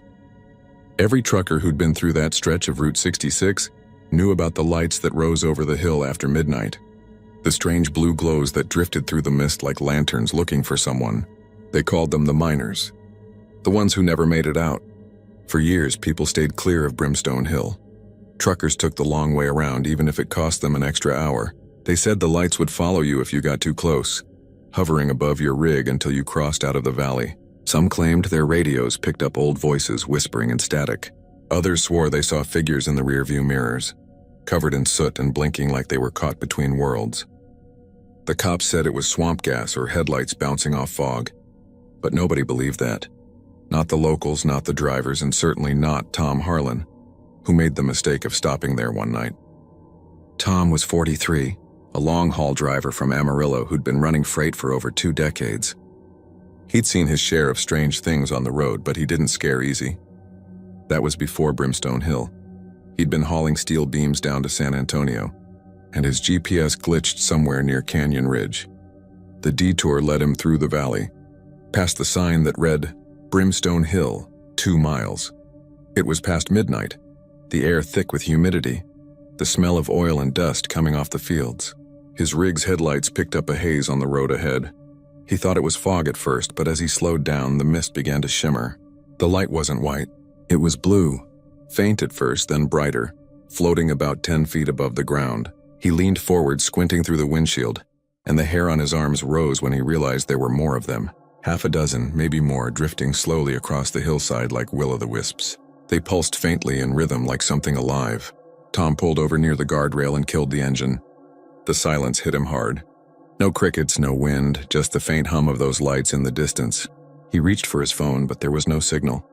The screen flickered, and for a second he thought he saw shapes moving within the glow. Figures, maybe. Men with helmets carrying lanterns. Then the lights winked out. He should have left. Every instinct told him to start the engine and get back on the road. But curiosity got the better of him. He grabbed his flashlight and stepped out. The gravel crunched under his boots. The night smelled of wet iron, sharp and metallic. He crossed the road, climbed over the guardrail, and started up the slope. The air grew colder the higher he went. His breath fogged. Somewhere above, something clanged. Metal against stone, faint but distinct. It sounded like a pick striking rock. Tom froze. He listened, and there it was again. Clang, clang, slow and steady, echoing through the ground like it was coming from below. He moved closer, sweeping his flashlight over the brush. It landed on a weathered sign half buried in the dirt. Brimstone Mine Number 3. The letters were rusted, the post leaning at an angle. Beneath it, the entrance gaped open, a jagged black hole framed by rotted beams. He crouched, peering in. The air that drifted out was cold, too cold for summer. His light didn't reach far inside, just far enough to show the old tracks disappearing into the dark. Something dripped steadily from the ceiling. The clangs continued deeper in, followed by what sounded like muffled voices. Tom called out, "Hello? Anyone in there?" The clangs stopped. Silence stretched for a long, long moment. Then faintly a man's voice echoed back, "Help us." It was so soft he thought he'd imagined it. Then it came again, closer this time. "Help us. We're trapped." His chest tightened. The rational part of him said it was an echo, some trick of acoustics. But another part, the part that felt that crawling chill on the back of his neck, told him it was real. He stepped inside. The floor was slick with mud. The air smelled of sulfur and decay. His flashlight beam jittered as he moved deeper, the wooden supports creaking overhead. The tunnel widened, and that's when he saw the lights again. They were hovering inside now, suspended in the dark like orbs, blue and cold, pulsing in slow rhythm. Between them, he could see shapes. Shadows that looked like men, their outlines barely visible, faces gray and hollow. They were swinging tools that weren't really there, their movements mechanical and endless. When Tom's light hit them, they froze. One turned its head toward him. Its eyes burned blue. Tom stumbled back, his breath catching in his throat. The thing stepped forward, its body flickering like an old film reel. The others stopped their mining and turned as one. He could hear their voices now, whispering in a language that sounded like English warped through static. "We never got out. You can help us." He ran. The tunnel seemed to close in, the light behind him flaring brighter. He could feel heat on his back, though the air was freezing. He tripped, scraping his hands, then scrambled toward the opening. The moment he burst outside, the night air hit him like a slap. He didn't look back. He sprinted down the hill, reached his rig, and yanked the door open. As he started the engine, his headlights caught something in the mirror. The blue lights had followed him out. They hovered along the ridge, dozens now, maybe hundreds, pulsing in eerie unison. Then one by one they began to descend the hill. Slowly, deliberately, Tom floored the gas. The truck roared forward, tires spinning on gravel before catching traction. He sped down the road, the lights following him for miles, gliding silently through the air. His dashboard flickered, the radio bursting to life with a low drone. Amid the static, he could hear voices again, miners calling for help, begging, crying. His hands trembled as he gripped the wheel. When he finally reached the interstate, the lights stopped. They hovered at the edge of the valley, watching. Then they winked out. Tom didn't stop driving until sunrise. When he finally pulled into a diner outside Kerrville, he looked like he'd aged 10 years overnight. He told the waitress what happened, voice shaking, and she just nodded. "You went up near Brimstone, didn't you?" He stared at her. "Yeah, you've heard about it?" She nodded again. "My granddad worked there. He was on the day shift the morning the mine collapsed. A methane pocket went off. 40 men were inside when the roof came down. They dug for days, but they never found the bodies. They say the souls never left." Tom left his coffee untouched. 2 weeks later, a state trooper found his truck on the shoulder of Route 66 near Brimstone Hill. The engine was running, the lights were on, but Tom Harlan was gone. The driver's door was open, and the gravel showed only one set of footprints leading toward the hill. None coming back. Locals still talk about him when the nights get long. They say if you park by the guardrail after midnight, you'll see the blue lights rise again. Sometimes, if you listen close, you can hear a voice calling from the dark, a man's voice, rough and hoarse. "Help us." The locals called it the Bexar Grand, though no one alive remembered when it had last been grand.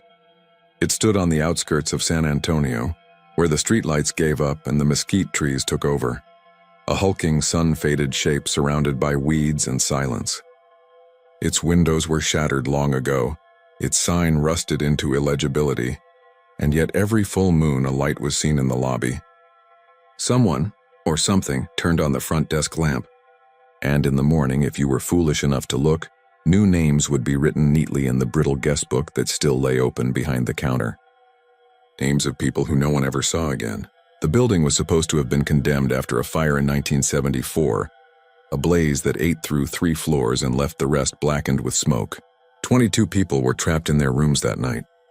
The fire crews swore they heard screams long after the roof had collapsed, though when they dug through the ashes, they found little more than bones fused to metal bed frames. The owner, a man named Joseph Red, never spoke publicly after that night. He hung himself in room 317 6 months later, leaving only a note that said, "The hotel won't die. It won't let us go." For decades, the Bexar Grand sat empty, though the county sheriff's office received reports every year. Strange lights, footsteps. Sometimes the distant clang of an elevator bell that hadn't worked since the 70s. But the building was on private land, owned by Red's distant nephew, and no one wanted to bother getting a warrant just to chase ghost stories. That changed when a drifter named Howard Dent showed up at a diner on the south side one morning in April of 2003. He was filthy, barefoot, and shaking. He claimed he had spent the night in the hotel, hiding from the rain. The waitress remembered his eyes most, wide, white-rimmed, darting at every noise. He told her that the rooms weren't empty, that there were people inside sitting on their beds silent, watching him. When the waitress asked if they had heard him, he said, "They were waiting for the next one." Then he vomited on the floor and collapsed. The paramedics took him to County General, but by the time they got him there, he was dead. Heart failure. The coroner said it looked like he'd been frightened to death. The sheriff's deputies went out to look that same afternoon. They found Dent's footprints in the mud leading up to the front door, but none leading out. I didn't believe any of it until last summer. I'm a reporter for a local paper, the kind that runs obituaries, high school football scores, and the occasional puff piece about a new diner opening. When the editor told me to write a Halloween feature, I decided to visit the Bexar Grand myself. I figured I'd spend a night there, take a few pictures, and write some spooky nonsense to please the crowd. I'd been covering real tragedies for years, car wrecks, drownings, domestic disputes gone bad, so I didn't scare easy. But from the moment I parked my car on that cracked asphalt lot and saw the hotel rising in the dying light, I felt something heavy settle in my chest. It wasn't fear exactly, more like a pressure, as if the air itself was watching. The front doors were chained, but one of the side entrances was open, a black mouth gaping into the stale dark. Inside, the smell of rot and soot hit me so hard I gagged. The lobby was a ruin of peeled wallpaper, collapsed ceiling tiles, and a carpet stiff with dust. But there it was, the front desk still standing, its marble top cracked down the middle. Behind it sat the guest book as if waiting. The pages were yellow and curled, but the writing was clear. The last entry dated from the night before. 3 names written in neat cursive. I froze when I saw the last one. It was mine. I told myself it was a prank. Someone had seen me pull in, maybe followed me in. I called out, but my voice died in the stillness. I could hear the hum of distant traffic from the highway, but inside that building it was like being underwater. No echoes. Just silence pressing from every side. I turned on my flashlight and forced myself to keep moving. I told myself if I did a proper walkthrough, took my photos, and left before midnight, I'd have my story. That's what I believed then. The elevator doors were half open, showing a black shaft that smelled like cold metal and rot. The stairs groaned with every step. The second floor was worse. Hallways warped by water damage, doors hanging loose, wallpaper bubbled and split. I could still see the old numbers on the doors. 212, 213, 214. I stopped at 217 when I noticed light leaking out from underneath. A soft yellow glow. I thought maybe someone else was there. I knocked once, no answer. When I pushed the door open, the smell hit me again. Smoke, old and sweet like burnt wood and perfume. The room was exactly as it must have been decades ago. The wallpaper clean, the carpet plush. On the bed sat a woman in a blue dress, her hands folded neatly in her lap, her hair singed away on one side of her head. Her eyes moved when I stepped closer. I don't remember leaving the room. I must have backed away, but the next thing I knew, I was standing in the hallway, breathing hard. My flashlight flickered. The hall had changed. The walls cleaner, the lights on. I could hear voices muffled like people talking through walls. The smell of fresh paint. I looked back toward the stairs, and instead of ruin, there was carpet, gold and red, freshly vacuumed. A man in a bellhop's uniform walked past me carrying a suitcase. He didn't even glance at me. I called out, and he just kept walking. I followed him, but when he turned the corner, the hallway was dark again. The carpet was gone, the wallpaper burned and curling, the air thick with dust. I ran. I don't even remember which way I went. Every door I passed looked the same, each number coated in soot. I finally found the stairwell and nearly fell down the steps. When I reached the lobby, the front doors were closed and chained again, though I had left them open. The guest book was still there. My name still written, but beneath it were 2 more added since I'd gone upstairs. I shone my flashlight on the page and felt my stomach twist. The names were of 2 people I knew, a couple from the newsroom who'd come looking for me when I didn't return their calls. The date beside their names was tomorrow's. I must have blacked out because the next thing I remember is waking up in my car. It was morning. The sun was blazing, my shirt soaked through with sweat. The hotel was there, silent and empty again. The chains on the doors rusted shut. When I checked my phone, there were a dozen missed calls. One was from the sheriff's office. They'd found the couple's car near the hotel, doors open, engine still running. No sign of them. Their names never appeared in the paper's obituaries. The editor told me not to write about it. Said the families wanted privacy. I quit a week later. But last night, the full moon rose again. I couldn't sleep. I drove past the outskirts of town, past the gas stations and the long black fields. The hotel was waiting, pale in the moonlight, its windows like watching eyes. The lamp behind the front desk was burning again. I stopped the car but didn't get out. Through the cracked glass, I could see the guest book lying open. The pages fluttered, though there was no wind. I couldn't see what was written there, but I knew. I knew it was my name again. Fresh ink, glistening in the dark, waiting for me to come back and check in for good.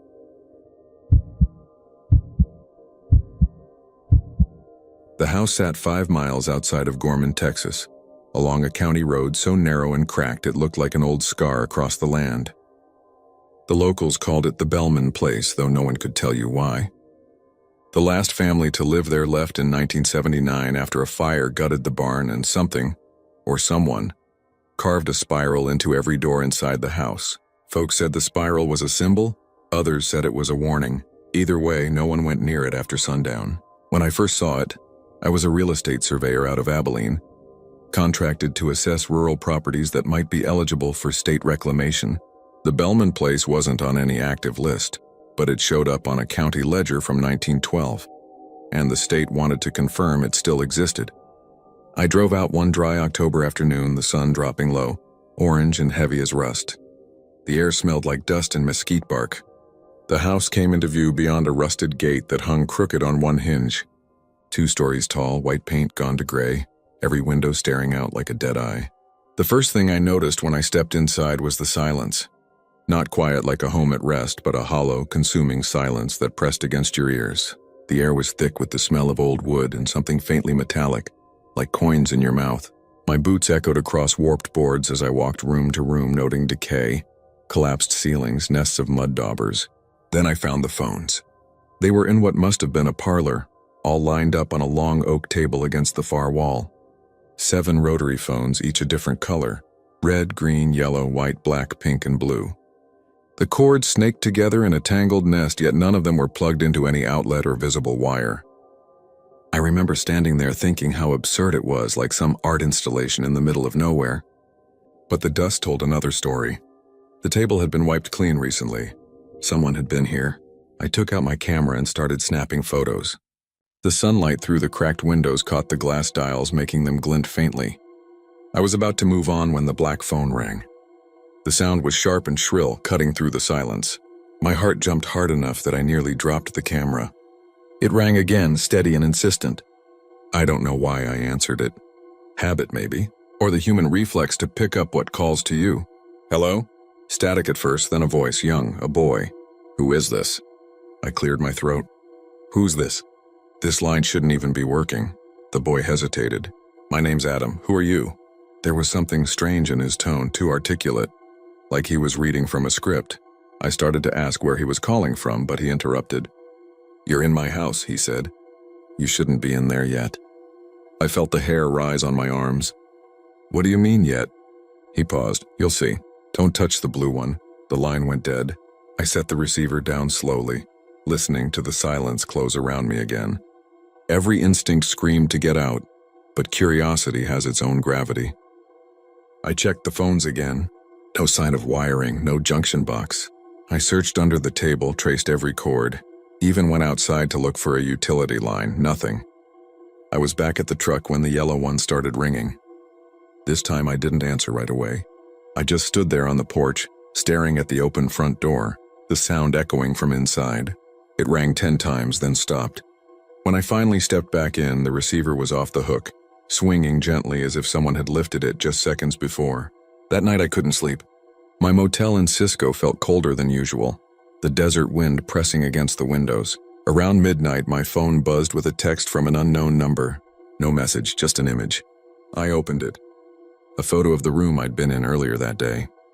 Only in this one, all 7 phones were off the hook, and there was a figure standing behind them, a shape barely visible, like smoke with eyes. I went back the next morning. The house looked the same, but the air felt heavier. I told myself I'd collect my things and leave. Just finish the job and forget it. When I entered the parlor, all 7 phones were on the table just as before, except now the blue one's receiver was off the hook, resting beside it. I didn't touch it. Then the white phone began to ring. It was softer this time, like the sound was coming from underwater. I picked it up, half expecting static again. Instead, a woman's voice, older, trembling. "Is this the surveyor?" "Yes," I said. "Who is this?"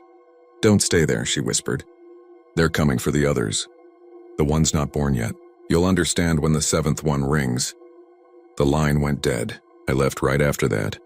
Drove all the way back to Abilene without stopping. I filed my report, marked the Bellman place as condemned, and tried to forget it. But 3 nights later, the phone in my apartment rang. A rotary phone, the one I hadn't owned in years. I hadn't even realized it was still in the storage closet. It was the blue one.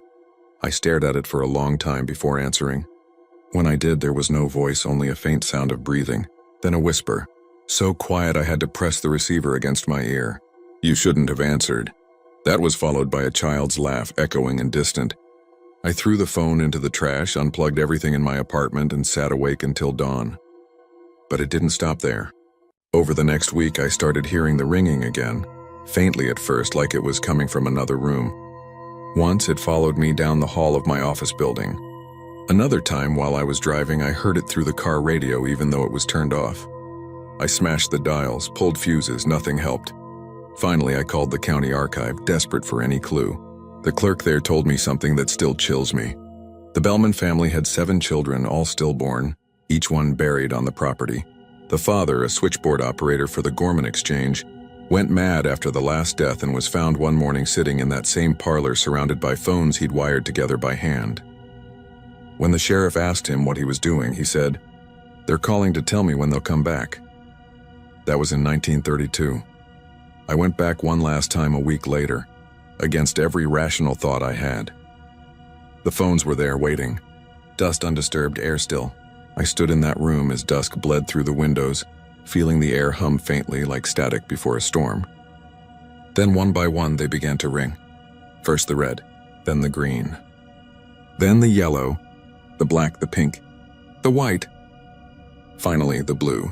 All 7 at once, filling the air with a sound so loud it seemed to rattle my bones. I wanted to run but couldn't move. My hands lifted on their own, reaching for the blue receiver. When I touched it, everything went silent. Then a chorus of voices overlapping, whispering from far away. They were all saying the same thing. "We're almost here." I dropped the phone and ran.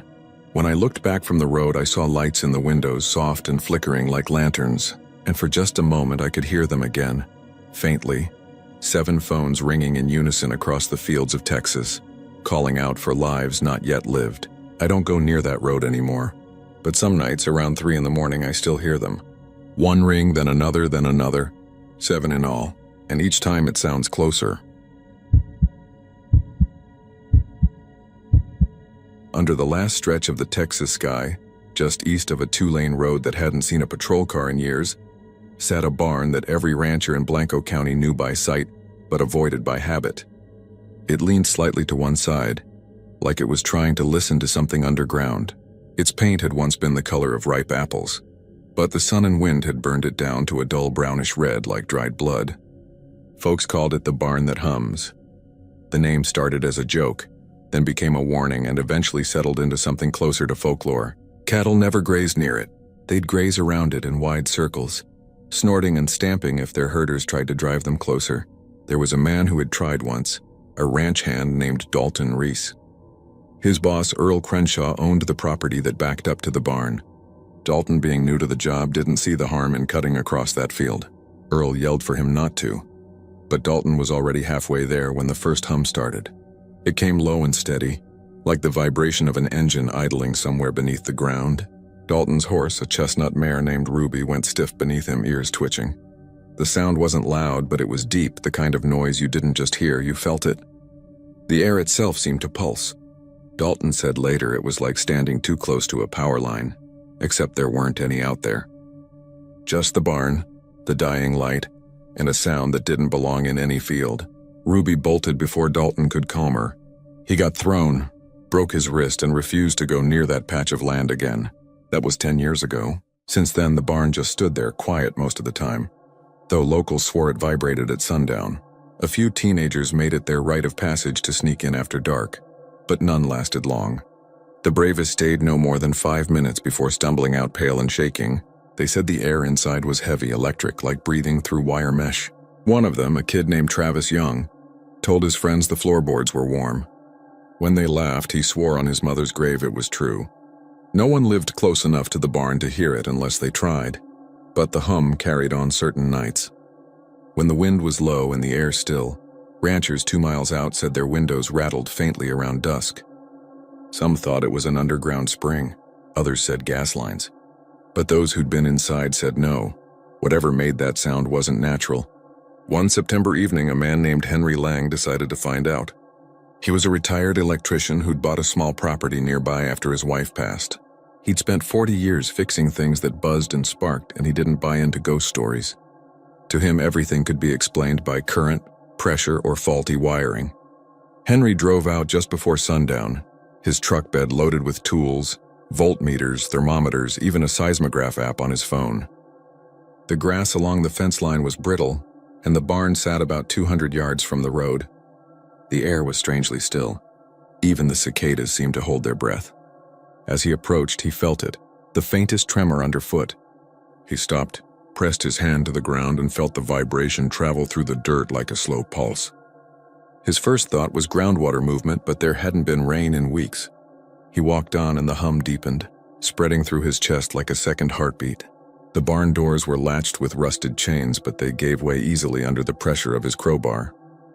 The hinges shrieked as they opened, revealing a darkness that smelled faintly of ozone and rot. The air inside was warmer than outside, unnaturally so. Dust floated in slow spirals through the last rays of light. He stepped in and felt the boards under his boots shift slightly as if they were breathing. He knelt and placed the thermometer on the floor. 98 degrees. The evening air outside was barely 70. That made no sense. He ran his hand across the boards and jerked back. They were vibrating faintly but rhythmically, in perfect sync with the hum. The sound came from below. Henry pried up one of the planks, expecting dirt or stone. Instead, he found more wood beneath it, layers upon layers of old boards pressed together like a sealed coffin lid. Someone had built the floor twice over. He tapped it with the end of his wrench and the hum wavered for a split second, almost like it was reacting. The temperature climbed. He wiped his forehead and noticed his fingers left smudges of ash-like dust. His skin tingled and the air had a taste metallic like biting a coin. He turned on his flashlight and swept the beam across the interior. There were markings on the walls, thin black lines carved into the wood, spirals and triangles intersecting like diagrams. When the beam hit the far wall, something shifted. A faint bulge rippled through the planks as if the wood itself were soft. The hum grew louder, deeper. His tools started to rattle. Henry stumbled backward, heart pounding. He tried to record the sound, but his phone glitched. The screen flickered, then went black. The barn was shaking now, gently but unmistakably, as if something enormous beneath it was stirring. He turned for the door, but stopped when he heard it.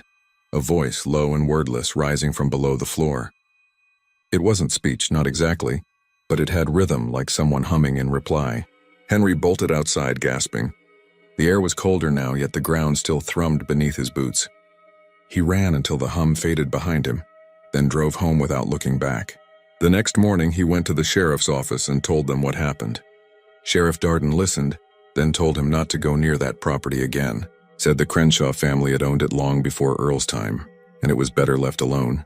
When Henry pressed for details, the sheriff just shook his head and muttered, "Some things got buried for a reason." A week later, Earl Crenshaw found Henry's truck parked by the fence line. The keys were still in the ignition. There were footprints leading toward the barn, but none coming back. Inside, the air was thick and still. The hum had stopped. For a while, people thought Henry had just wandered off. Heat stroke, maybe, or got lost in the scrub. But search dogs refused to go near the barn. They'd whine and pull away, tails between their legs. When the deputies finally pried open the doors again, they found the thermometer still sitting on the floor, its screen cracked but faintly glowing. It read 104 degrees. After that, the barn became more than a story. Ranchers fenced off the whole parcel, and locals stopped taking the shortcut that ran past it. But every so often a traveler passing through at dusk would swear they heard it, a low, steady vibration drifting through the air, making their teeth buzz. One trucker who broke down near there said he'd seen faint light coming from the gaps in the barn boards like a slow pulse. When he walked closer, he heard humming, human and deep, coming from beneath the ground. He left his rig and walked 6 miles to town before he dared look back. No one goes near it now. The grass around the barn is dead, scorched in uneven rings. Birds don't perch on the roof. The fence wire stays warm to the touch, even on the coldest mornings. And on certain nights when the wind dies and the fields go silent, you can hear it again. A soft rhythmic vibration, too low for comfort, too steady to be wind. Locals say it's the earth itself breathing. The older folks say it's something else, something that's been down there long before the barn, long before the town. And though no one's seen him since, some swear that if you listen close beneath the hum, you can hear another sound, something faint and human, like a man still trying to finish a song he never meant to start. The sunflowers stretched for miles in every direction, tall and heavy-headed, their faces bent toward the horizon where the sun had fallen behind a haze of purple clouds. The air was thick with the smell of dry dirt and oil from the highway nearby, and the sound of cicadas filled the empty space between wind gusts. The field had belonged to the Landry family once, though the last of them had died out years ago. Now it was just rented soil, maintained by a man named Earl Tucker who drove his tractor every morning at dawn and every evening before the light left. He was the one who found the freezer. It was half sunk into the earth as if someone had dragged it out there and left it to rot. Rust streaked the white surface and weeds had grown around the base, their leaves pressed against the sides like green fingers. The lid was sealed with layers of duct tape, thick enough that it had turned gray and crusted from the sun. Earl thought it might have been dumped by some punk kids, maybe used for storing deer meat or beer. But the tape made him pause. He called the sheriff, mostly because he didn't want to open it himself. Sheriff Keener came out just before dark, a heavy man in a tan uniform that always looked too tight. He circled the thing once, kicked at the base, and spat. "Probably just some idiot trying to hide trash," he said. But when he tugged on the tape, he frowned. It wasn't just a few strips. Someone had sealed the thing completely, layer after layer, like they wanted to make sure it stayed shut for good. Keener looked around at the field, at the rows of flowers shifting in the wind, and for a second he seemed smaller somehow. "Get me a knife," he told Earl. When the lid came loose, a low hiss escaped, like the freezer itself was exhaling. The smell that followed wasn't death, but something sour, old plastic and mildew. Inside were stacks of Polaroid photos, hundreds of them, their edges curled and yellowed. The first few showed people standing in front of a white house with a wraparound porch. They looked normal enough, families, couples, a man in work overalls holding a beer. Each photo had the same background, the same house. Earl didn't recognize the place, but Keener did. He recognized it right away. The house had burned 50 years ago. It was called the Carson Place, a 2-story farmhouse out by County Road 12. Left to ash one August night in 1973. A family of 4 had lived there, the Carsons. The fire had started in the kitchen and spread fast. The father and the youngest boy had made it out. The mother and the oldest daughter hadn't. The man, Frank Carson, moved away after that. Some said he went mad. Others said he killed himself. Keener remembered the story because his own father had been a deputy at the time. He'd told him once, late one night, that it wasn't just a fire. There'd been something strange about it. People said they saw lights in the field that night, bright blue flashes that came and went before the flames started. But that was the kind of story small towns told themselves to fill the silence. The photos didn't make sense. They weren't old enough to be from the 70s. The colors were too crisp. The people wore modern clothes, ball caps, graphic tees, sneakers. But behind every smiling face was that same house, white and whole, standing like it had never burned. Keener and Earl stared at the stack for a long time before they noticed the last few Polaroids were different. They showed the same people again, only now they were standing inside the house. In one, a woman was in the doorway with something black behind her, a shadow that didn't seem to belong to her body. In another, a man stood by a window, his mouth open as if shouting, but his eyes were gone, replaced by smooth patches of skin. Keener bagged everything up and took it to the station. He didn't sleep that night. Around 2 a.m, he went back to look through the photos again. He noticed something he'd missed before. In one picture, on the porch rail behind a laughing couple, there was a small metal object. A handle, maybe? He squinted and brought the photo closer to the desk lamp. It was the latch of a freezer lid. By morning, the sheriff's department had cordoned off the area and hauled the freezer away. They logged the photos as evidence, though no one knew what kind of case they were supposed to belong to. A week later, Earl stopped showing up for work. His truck was found on the edge of the sunflower field, engine still warm, driver's door open. His wallet and keys were on the seat. The only thing missing was Earl himself. The investigation turned up nothing, but after his disappearance, other people started talking. A woman who lived on County Road 12 claimed she'd seen headlights out in the field late one night where no road led. Another man said his son found an old Polaroid buried in the dirt behind their house, showing a young girl with a sunflower tucked behind her ear, standing in front of that same white house. Keener went back to the evidence room one evening to check the freezer again. The duct tape he'd cut through was gone, replaced with new strips, cleaner and tighter. He swore he hadn't done it. He peeled one corner back and lifted the lid. The Polaroids were gone. The inside was empty except for a faint ring of frost around the edges, even though the plug had never been connected. When he shut the lid, the cold stuck to his fingers. He could feel the chill seeping into his skin for the rest of the night. 3 days later, Keener drove out to where the Carson house had once stood. The field there had gone wild. The foundation nothing but cracked cement and weeds. He parked on the side of the dirt road and walked through the brush until he reached the center. He stood there a long while, thinking about the freezer, about Earl, about all those smiling faces. Then he saw it. Half buried near what used to be the front steps was a Polaroid lying face up. He bent down to pick it up.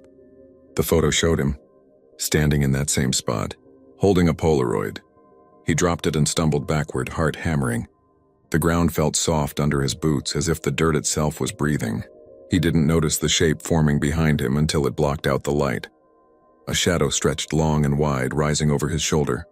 When he turned, there was nothing but the remains of the field, the flowers swaying, the smell of burnt wood faint in the air. Keener drove home without looking in the mirror once.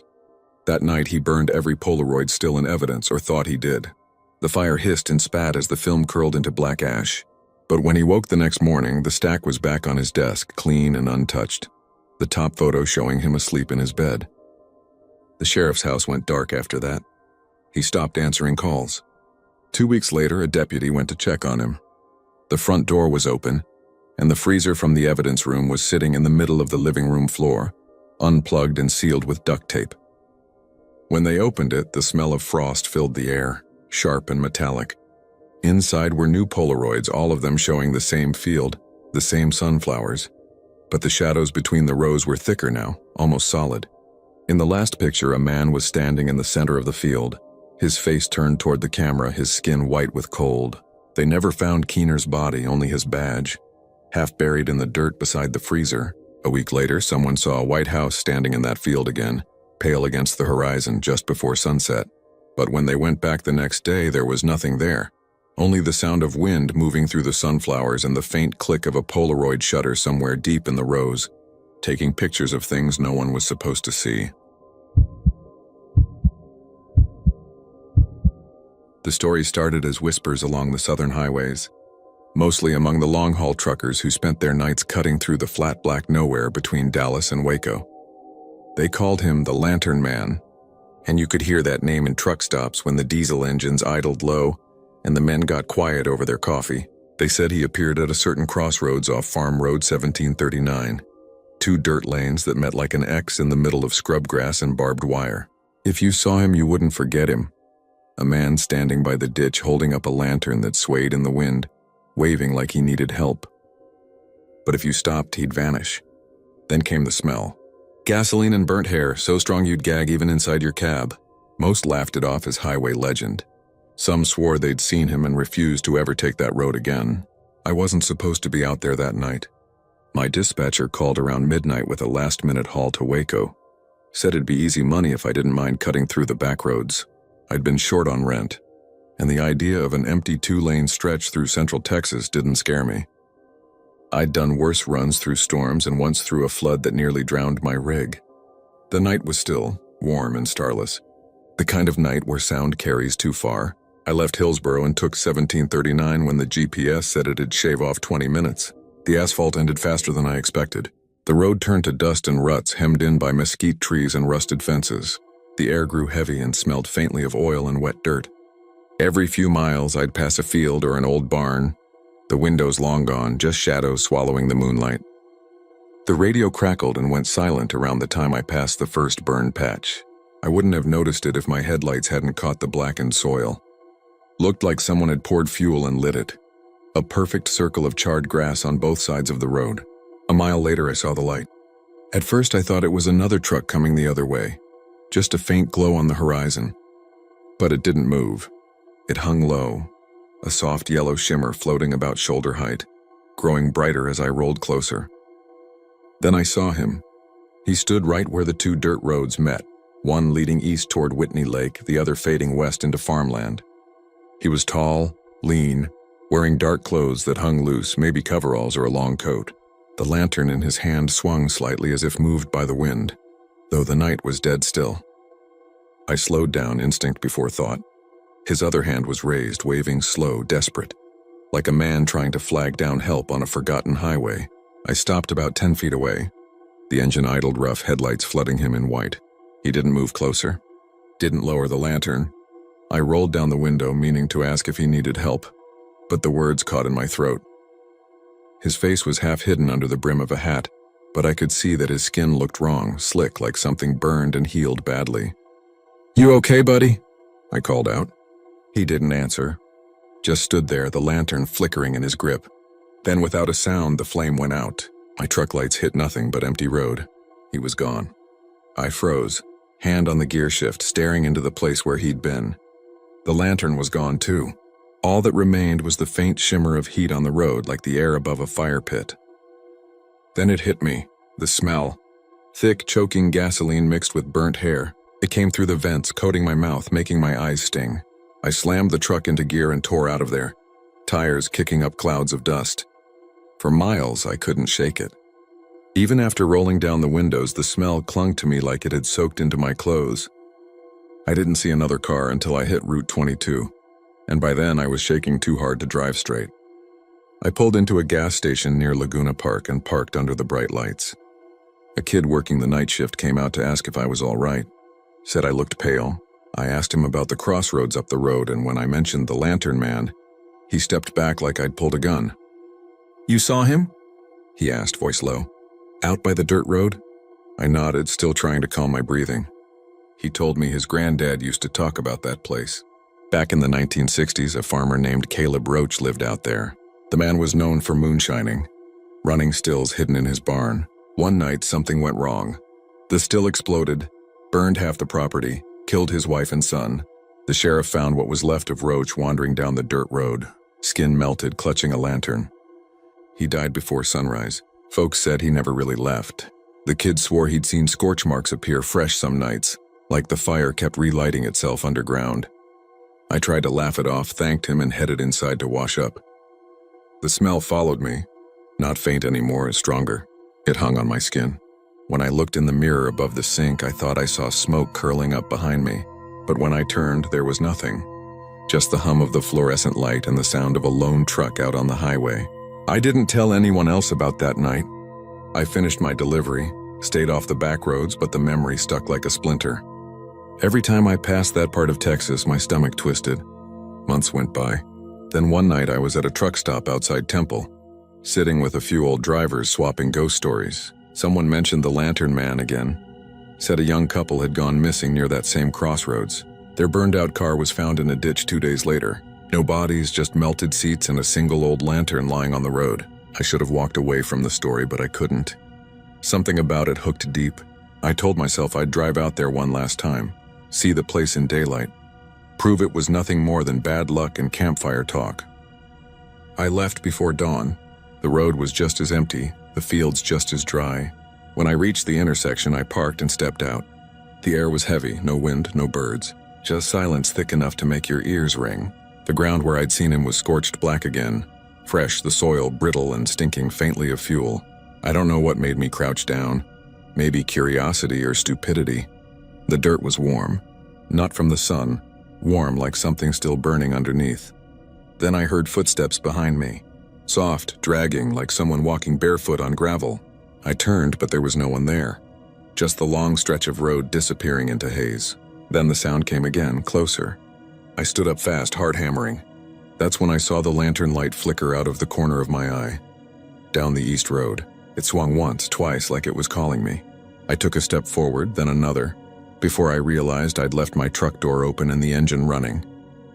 The smell returned, heavy enough to choke on. Gasoline and something worse, the sweet rot of burned flesh. The air shimmered. The light grew brighter, floating toward me. I ran. The engine sputtered when I hit the ignition.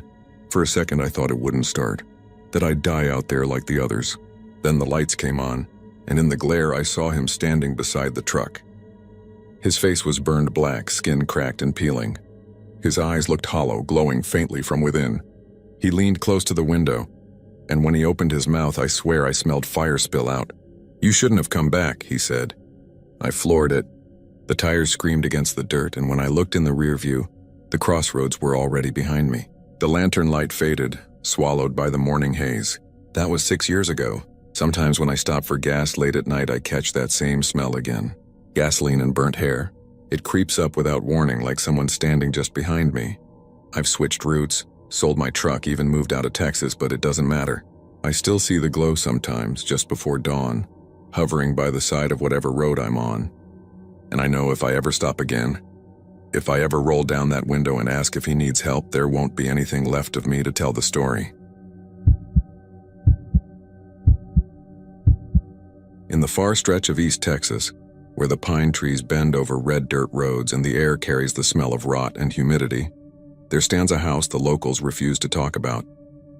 It sits alone at the edge of a forgotten county line, 2 stories tall, its windows painted black as if the darkness inside had bled outward. Even the birds seemed to veer off before reaching it, their flight paths turning sharp at the treetops as though instinct told them to keep their distance.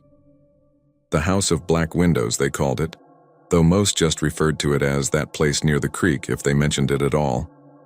It was built sometime in the 1940s by a man named Dalton Red, a quiet drifter who bought the land cheap after the war.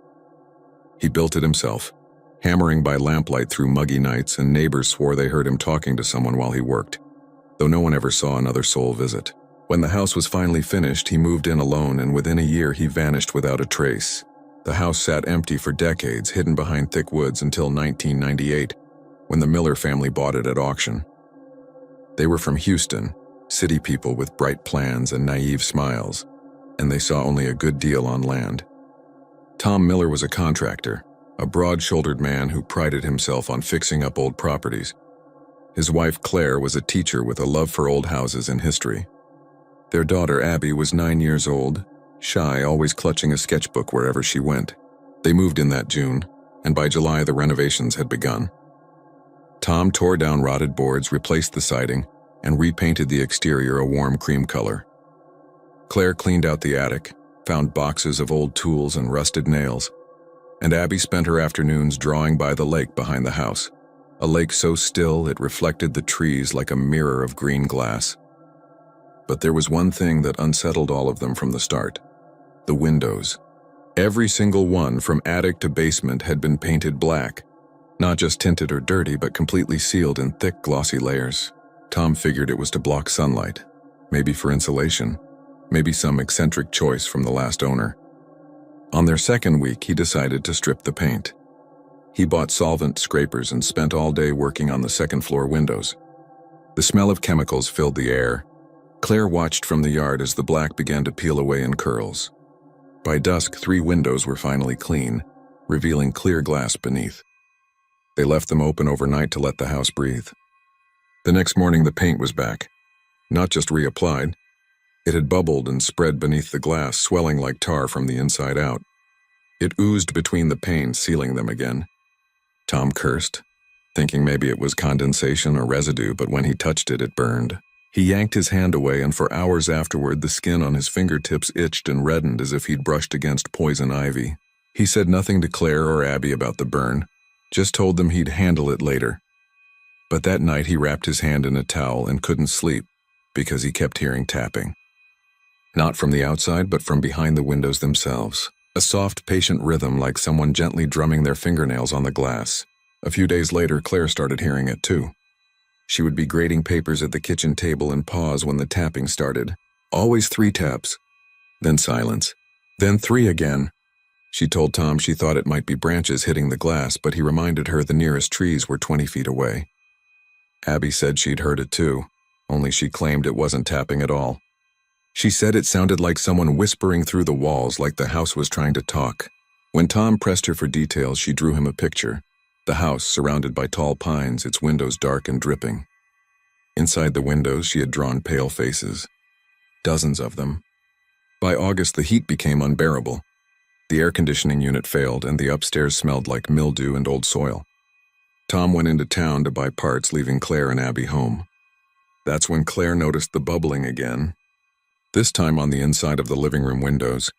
The black paint pulsed slowly, almost rhythmically, as though the house itself were breathing. She stood watching it for a long time. Frozen, her reflection swallowed by the spreading black. Then she saw something that made her stumble backward, a shape moving within it, faint but human. A hand pressed against the glass from the other side. 5 fingers, thin, gray, and trembling. She screamed for Abby, but the girl was upstairs. When Claire ran to her, she found her daughter standing by the landing window, holding her sketchbook open. On the page was a new drawing. The same hand pressed against black glass, but this time the fingers were longer, curling slightly, as if reaching out. Claire grabbed her by the shoulders and asked where she'd seen that. Abby said, "He was looking at me." Her voice was calm, too calm. "He said the paint keeps him in." That night Tom returned, exhausted, but when Claire told him what had happened, he dismissed it as stress. He'd heard the stories the locals whispered at the hardware store, about Dalton Red and the Shadow House, and he wasn't about to indulge ghost tales. But when he went to inspect the windows, something changed in him. He leaned in close, touching the edge of the bubbling paint with his wrench, and for just a second he thought he saw movement too, a flutter like something shifting in black water. The next morning, he packed the car and told Claire they were leaving for a few days, just until he could figure things out. But Abby refused to get in. She said the man in the window told her they couldn't go, that if they left now, he'd have to find another way out. That was the last day anyone saw the Millers. Neighbors noticed the house lights flickering for 3 nights straight, then nothing. The mail piled up. The car sat in the driveway, covered in dust. Sheriff Daniels went to check the property that September. He found the front door open, the furniture gone gray with mold. The air inside was damp and heavy, like the breath of something sleeping. Upstairs, every window was sealed again in perfect, glossy black. In Abby's room, her sketchbook lay on the floor, pages warped with moisture. The final drawing was different. It showed 3 people standing inside the house, a man, a woman, and a girl. Their faces turned toward the windows. Behind them, in the black, dozens of pale figures watched. Daniels left quickly, said he'd file a report, but he never went back. The county boarded the place up after that. The boards didn't stay long. People who drove past at night said they'd see the black shining through anyway, like the house kept painting itself, covering every inch to keep the light from escaping. Or maybe to keep something else inside. Now the road that leads there is half reclaimed by weeds, and the mailbox leans like it's tired of standing. The house still stands too, its paint faded, its shape slumping with the years, but the windows remain black and smooth, untouched by time. Sometimes on humid nights when the fog rolls up from the creek, Locals say you can see the glass start to move, tiny ripples crawling across its surface. And if you listen close, you might hear 3 slow taps, then silence, then 3 again. The tracks cut across the flat land west of Amarillo, running through a stretch of mesquite and wind-worn dirt where nothing grew but weeds and bad memories. The line had been shut down for nearly 60 years, the ties sunken deep into the earth, the rails split and rusted like the veins of something long dead. But every Sunday at dawn, if you were foolish or desperate enough to go out there, you could feel the ground tremble. Folks in town said it was the old northbound passenger train, the 915, from Dallas to Santa Fe, that never made it past the outskirts of Amarillo one November morning in 963. Nobody ever found the wreck, just the smell of smoke and the echo of screams in the cold wind. I first heard about it from my Uncle Clyde. He was a rancher, the kind of man who could outdrink a storm and still be up before dawn to feed his cattle. He told me about the train when I was 15, in that dry, drawling voice of his, while we sat on his porch watching the lightning flash across the far hills. He said he'd gone out there once when he was young and dumb, with a bottle of whiskey and 2 of his friends. They thought it was just a story the old-timers told to scare kids. They laid a penny on the rail, waiting for it to flatten. The ground started shaking around sunrise like a heartbeat under the dirt, and Clyde said he heard the whistle. Only it didn't sound right. It was too close, too loud, too long, like it was crying. His friends took off running, but he stood there frozen until he heard the screaming. Not one voice, but dozens, maybe hundreds all at once, all crying out like they were burning alive. He never went back, and he made me promise I wouldn't either. I kept that promise for years, but when you get older, promises start to feel like fences, and I've never been good at staying penned in. By the time I was 30, my uncle had been gone 10 years, and I was back in Amarillo working as a journalist for a local paper that barely paid its staff. Most of my stories were about livestock auctions and water shortages, but when I heard someone mention the train again at a diner off I-40, something in me stirred. The waitress said her nephew had gone missing near the tracks last spring. Left his truck parked by the side of the road with the keys still in it.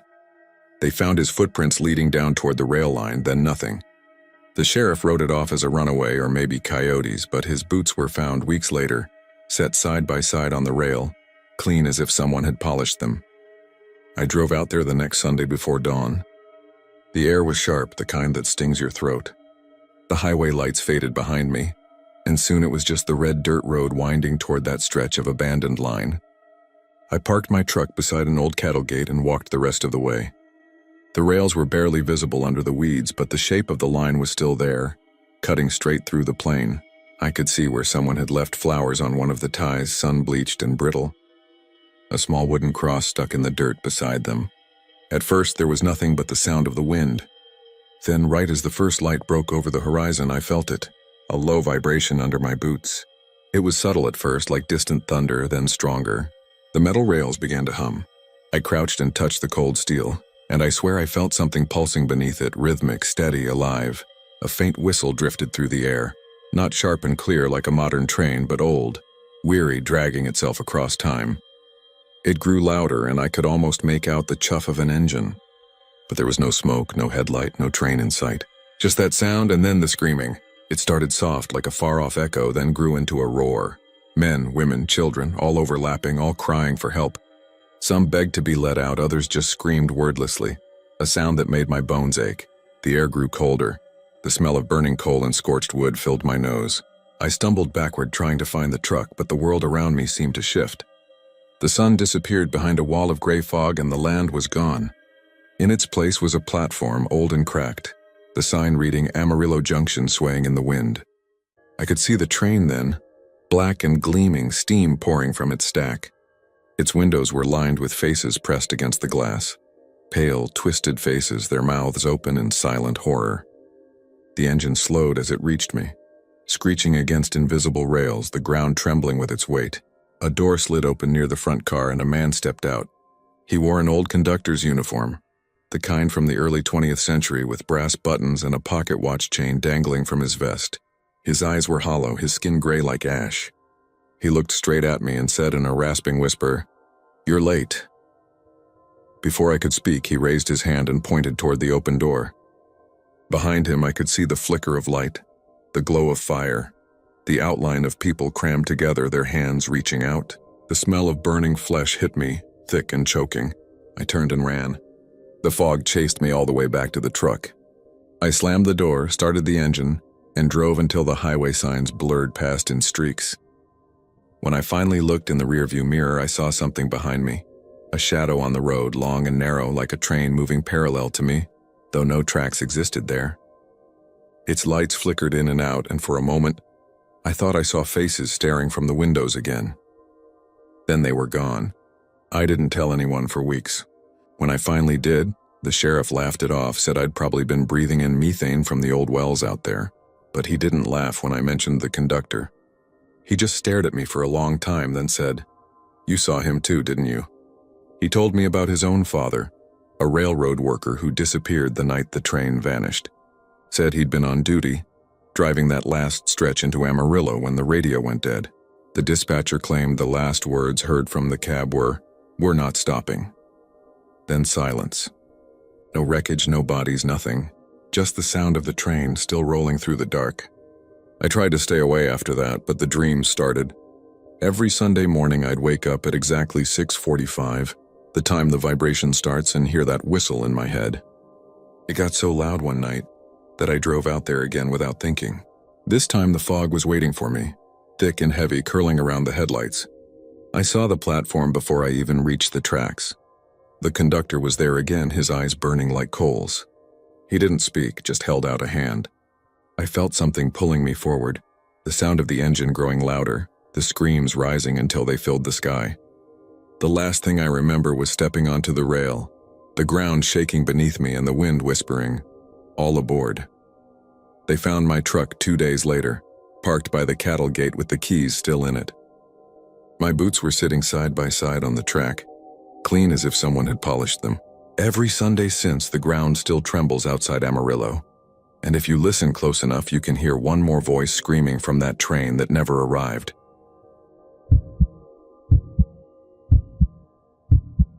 Under the scalding Texas sun, the town of Olney sat like a relic that time forgot. The air was always dry, the soil cracked, and the cemetery that bordered the west end of town had been abandoned for decades. Nobody went there anymore, not since the floods of '78 washed away most of the gravestones and left only the twisted, broken ones that still dared to jut from the mud. Behind that graveyard stood a small wooden shack that most folks in town didn't even know existed. It leaned to one side like an exhausted old man, its boards splintered and gray, the roof sagging inward. If you stood far enough away, you could mistake it for a collapsed tool shed, but up close it had a pulse, a presence that made the air heavy, as if the place itself breathed quietly, waiting. Nobody could recall who built it. The town's old records didn't mention a structure behind the graveyard, and the few people who might have known had long since gone into the ground themselves. But the story of the shack was whispered by kids and drifters, each adding a new layer to the mystery. They said a light burned inside day and night, though no one ever saw power lines leading out there. They said the walls were covered in writing, the kind that made your stomach twist when you read it. In the summer of 2003, a local journalist named Marcus Dean came to town. He wasn't from Olney. He was from Dallas, with a bad habit of chasing stories nobody else wanted. His editor had called it a human interest piece, something about forgotten cemeteries and lost towns. Marcus took it because he was tired of writing about traffic fatalities and city council meetings. He figured he'd drive down, snap a few photos, talk to some locals, and be home before the weekend. But by the second day, he started hearing about the shack. It came up at the diner when he mentioned the cemetery. The waitress, an older woman with deep lines in her face, froze mid-pour and said, "Don't go back there, hun. Nothing good ever came out of that place." When he pressed, she shook her head. "Light never goes out," she said. "Been burning since I was a girl." Marcus thought it was a perfect local legend, creepy enough for readers but harmless enough to print. He decided he'd find the shack and take a few photos before sundown. That afternoon, he drove out past the old bridge, down a dirt road that hadn't been maintained in years. The graveyard appeared suddenly through the brush, its fence leaning, the ground uneven and swallowed by weeds. The shack was exactly where the waitress said it would be, tucked behind the last row of graves, just out of sight from the main road. He parked, slung his camera over his shoulder, and walked through the graves. The air smelled faintly of wet iron, though the sky was dry and clear. The shack's door was half open, creaking in the breeze. He expected it to be pitch black inside, but light spilled faintly through the crack. When he stepped closer, he saw it. An old naked bulb hanging from the ceiling, glowing soft yellow. No cord, no socket, just a bulb suspended in midair from a rusted hook. The room was small, maybe 10 feet across, and the smell hit him immediately. Dust, rot, and something sour underneath. The walls were covered in writing. Thousands of lines carved, scratched, or written in black marker, each one a date followed by a name. He stepped closer to read them. Thomas Whitfield, May 19, 1973. Darla Phelps, June 2, 1978. Rebecca Green, July 10, 1981. The names meant nothing to him, but the precision was unsettling. He reached for his notebook and started copying a few down. The most recent one was Sarah D. Hobbs, March 22, 2003. That date had passed just a few months ago. Curious, he drove back to town and asked the waitress about the name. Her face went pale. "Sarah Hobbs was my niece," she whispered. "She died in March, car wreck on Highway 114. That was the first moment Marcus felt real fear. He went back to his motel and spent half the night thinking about those walls.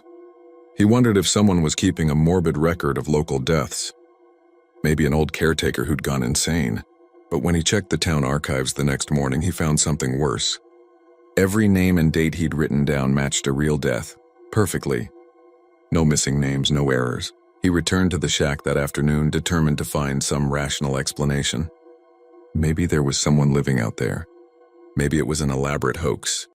He brought a flashlight this time, though he didn't need it. The bulb still glowed. The light had no heat when he touched it. It was cool, like glass left in shade.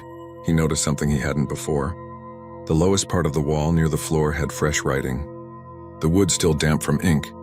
The date was 2 days ahead. Marcus Dean, August 17, 2003. He froze. His pulse hammered.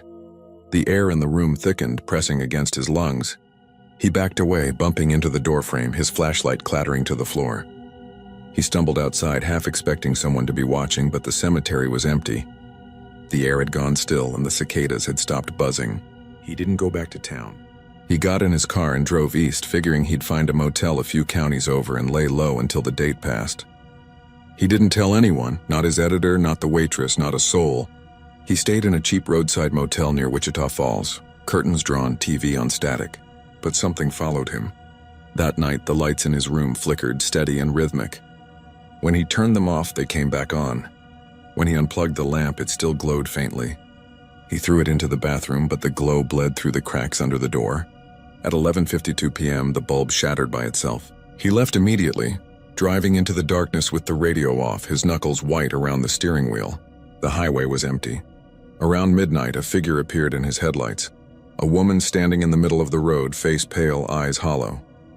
He swerved and spun off the shoulder, the car slamming into a ditch. When he looked up, she was gone. A passing trucker found the wreck the next morning. Marcus Dean was dead, neck broken, the car upside down against a mesquite tree. His camera lay in the passenger seat, film undeveloped. 2 weeks later, a deputy cleaning up the cemetery found the shack's door open again. Inside, the light bulb still burned. On the wall beneath the last line was a new entry written in the same dark ink. Marcus Dean, August 17, 2003.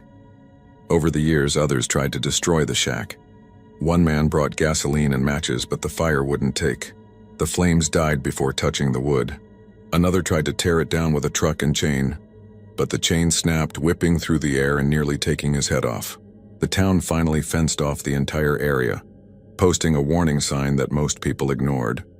The bulb still glows to this day. If you drive by on a moonless night, you can see it through the trees. A single yellow light burning steady in the dark, waiting for the next name to appear. Some say it hums softly like a wasp nest.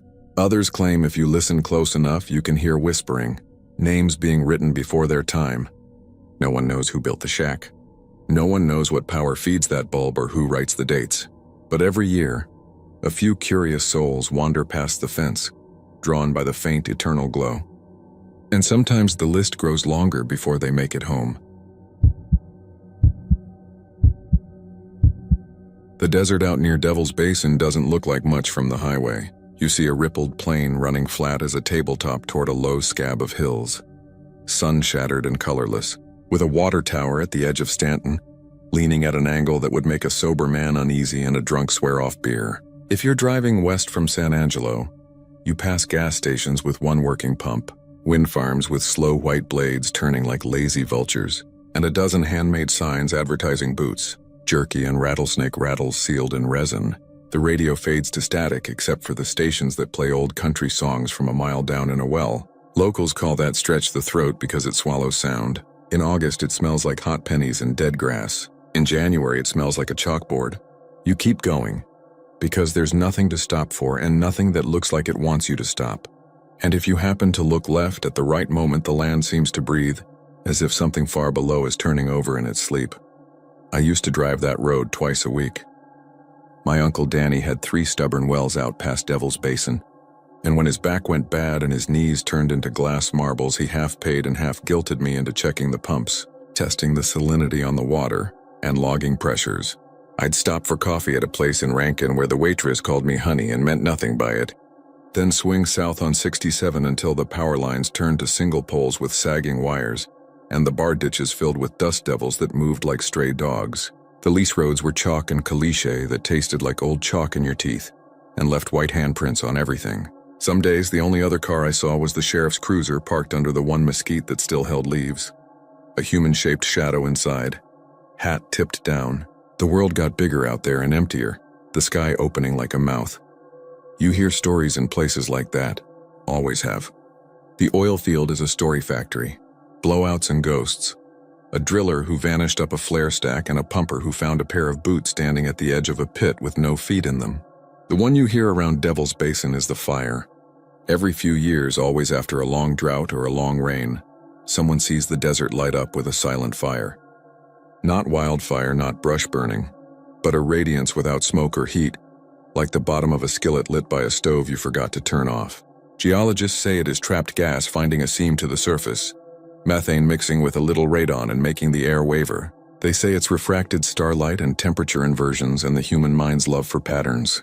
Locals say it is the lost oilmen, the ones who went down there with picks 100 years back before the rigs, digging with kerosene lanterns and mule teams, and never came back up. They say those men are still down there turning the earth over, making their own light because God forgot to leave them a sky. I didn't believe the story, but I liked telling it. I told it to my girlfriend on her second and last trip out with me, sitting on the tailgate while the pump jack ticked its iron metronome and the wind fussed with her hair. She said it was creepy and that I should not bring her out there again because it made her think of being buried. And why did the air taste like coins?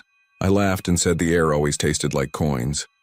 We broke up later, not for that reason and not for any reason you could put on paper. And when she moved to Fort Worth, I told myself that driving alone was better anyway. Fewer bathroom stops and no complaining when I sang with the radio. The truth was that the land out there liked you better if you were alone. It paid attention. It saved things for the ones who came quiet. I was there the night the fire came back. It was October, the kind of dry October that makes your knuckles crack and bleed if you look at them wrong. There had been a grass fire up near Big Lake the week before, and you could still smell the ash in the mornings. The air was sharp and clean the way it sometimes is after a burn, like a cleared throat. I got out to the lease late because a truck rolled on a 137, and traffic knotted up around it in a way that felt personal, as if the highway itself had decided I needed to be somewhere else. When I finally turned off onto the lease road, the sun was already sinking, long red beams laying flat across the land. I parked by the tank battery, did a walk around, checked the valves, bled the separator. Everything was fine, the way a dog that has just given up on barking is fine. I wrote down numbers. I drank coffee that had gone metallic. I kept glancing west because the sky was taking on that hard purple that means the day has quit you. By full dark, the wind had died completely. No insects, no coyotes, no distant semis. The pump jack clacked and the pipes hummed deep in the ground, and that was all. I sat in the cab with the radio off and the window cracked and watched the dark fill in around the edges like cold water. If you've never been out in a desert night with no moon, it is like being in a basement when the fuse blows. The stars were there, sure, millions of them, but they were farther away than usual and the darkness between them felt like the more solid thing. That was when I saw the glow. It started as a smear out near the low hills, a suggestion that the ground was holding its breath. I might have missed it if the pumps hadn't cycled down at that exact moment, easing the noise to a hush. I killed the engine and stood up in the bed of the truck, the metal cold through my jeans. The glow brightened and spread like a stain, a shallow sea of light pouring itself across the flats, moving without moving, slow and absolute. It was not flames. Flames lick and twist, they show teeth. This was a skin of light, a layer laid over the earth, thin as oil on water and too bright to be reflected starshine. It seemed to float an inch above the ground as if it were careful not to touch. It made the mesquite shadows crisp, cut out in paper. It slid around the base of the pump jack and my tires and stopped 10 feet from where I stood. Not because of wind or slope, but as if it were being held back by a line that had been measured long ago. It had no heat. The air stayed cold and dry. There was nothing to smell. There was a sound after a while, but it was the sort of sound you hear when you press a seashell to your ear as a kid. A steady rush that feels like it might just be your own blood. I climbed down slowly and crouched by it and held my hand a whisper over it to feel nothing. Ants walked through it and through shadows like soldiers. A jackrabbit stood 50 yards off, ears up, watching like an usher troubled by latecomers. I said aloud because my voice felt like a tool I should test, that this was some kind of swamp gas. And then I laughed because there is no swamp out there. And the nearest water was a cattle tank half a mile east that looked like a mirror smashed into the ground. My phone camera made the glow into a smear, like someone had taken a finger and pushed the pixels. It did the same thing to the videos. The light was fine with my naked eyes, but it refused to be caught, which made me angrier than I like to remember. People go out into the world these days to collect instead of to see. I wanted a trophy for the bar story. I wanted proof to send to the girlfriend in Fort Worth who would not answer anyway. I sat there useless for a while, phone in hand, and watched it. The glow shifted once, the way a sleeping person turns. Out beyond the flat toward the hills, a darker shape moved. Not in front of the light, but within it, as if the light were filling a trench and someone very far down was walking through the fill, tossing it aside. I should have left. I know that. I should have gotten in the truck, written a remark in the log that the separator was reading a little high, and gone home by way of a Whataburger in Midland. Ordered a patty melt and a large shake and pushed this thing into the part of the brain that handles strange weather. Instead, I grabbed my flashlight and walked west into the glow. The light changed with the first step, not in color but in the way it paid attention. The skin of it seemed to ripple, then settle. It was ankle deep. That was my first clear impression, an ankle-deep shimmer like the world's thinnest stream. My boots found the ground just as always, the caliche stiff and stubborn underfoot, but the sense of waiting was there. My light swallowed in the glow and came back up weakly, like a fish surfacing belly up. After 10, 20 steps, the tank battery in the truck had fallen behind into the dark. The pump jack was a black praying mantis. I kept going until all I had was light and the whisper and the shape moving under it. I saw them when the glow gathered around the mounded ground that only looks flat from a distance. The earth was not smooth out there. It was scored with old ditches and pits and filled cuts, the scars of a field that had been worked hard by men who used shovels instead of steel teeth and dreams instead of seismic data. The light drew a ridge for me, then a depression like a shallow grave the size of a pickup bed, then another ridge that broke into a long old trench, the kind you use when you are looking for something and you do not know exactly where it lies and you cannot afford to miss. The shape moved in that trench and was more than one shape. I stopped because I had walked myself right up to the edge of something that no handbook would cover. All these years later, I can say what the light showed me without sounding drunk. It showed me men, not bodies laid out the way you see in pictures from mine collapses, not bones or ghosts in white, men working. The trench was a window into a place where the air was not the same or the time. I could see shoulders and backs bent, sleeves rolled, wrists shining with sweat that did not reflect the light I stood in. They were packed close like hogs at a trough, and they were digging. You know the way men move when they have been at it too long. A tired man throws the shovel too far behind him. A hungry man leans into the handle like it is the only honest thing he owns. A man without hope is slow, and a man with too much hope is reckless. I saw all those men. I heard nothing from them at first, only the whisper. But their mouths were open in shapes that said words. One had a hat with a torn brim. One had a bandage tied around his hand. One lifted his head to spit and put his eyes in that same moment right into mine. He saw me or something in my place. I am not a religious man, and this is not a religious story. But when his eyes met my face across 2 layers of earth in 100 years, my knees failed. He had the look I have seen on cattle in drought that find the shadow of a fence post and stand there all day. He had the look my uncle had the day they told him his back would never be good again, and he laughed and then could not stop. He had a look of someone who has mistaken the light for the way out too many times. He said something, and the whisper rose to meet it, and in the layered noise I heard words the way you hear a name in a crowded room. "We are still down." Then his eyes slipped past me and the whole line of them shuddered, and their shovels rose and fell with new speed as if a foreman had come from behind and reminded them what happens to slow hands. It was beautiful and it was wrong. Not the men, not their work. Work is never wrong. The wrongness was in the way the land itself was letting itself be used for a message it did not want to carry. The glow is what did it. The glow was a door cracked open, not for me, not for their world into ours, but for the idea of them across to here. The land did not like that. There was the feel of a house where someone has left a back window unlocked. I backed away without meaning to, like a man on a church step who realizes he has walked into the wedding of strangers.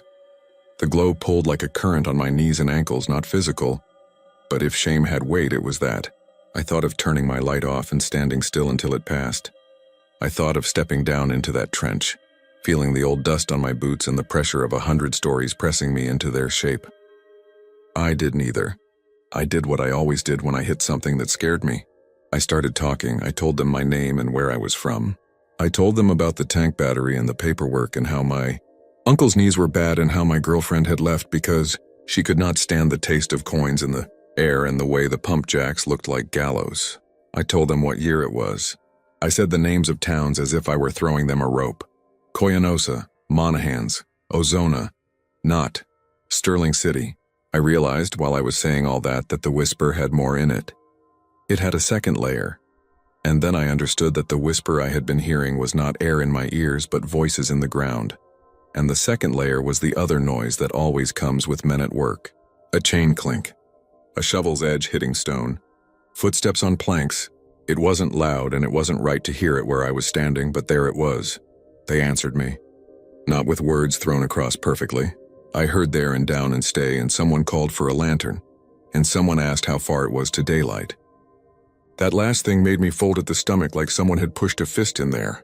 I took another step back, and the glow rose up against my shins like we were wading a river that didn't want to let me out. I said I was sorry I had nothing to give. I said I would tell their names if they told them to me. A man lifted his head and shouted a name, and then another did, and soon they were all of them shouting names the way you drop nails into a bucket that never fills. The sound braided together and became the whisper made large, and the glow flickered like a tired bulb. And somewhere much too close to my right, a voice said my name. It was my Uncle Danny. It was his voice the way it had sounded when he was still strong, when he would stand with his hands on his hips and look at a valve and decide it was going to behave. He said my name once and then again, and the second time there was iron behind it. I turned because that is what you do when someone you love calls you from behind you. There was no one there. The glow was thinner behind me, thin enough that my truck was a shape again and the tank battery had its angles back. The voice did not come again.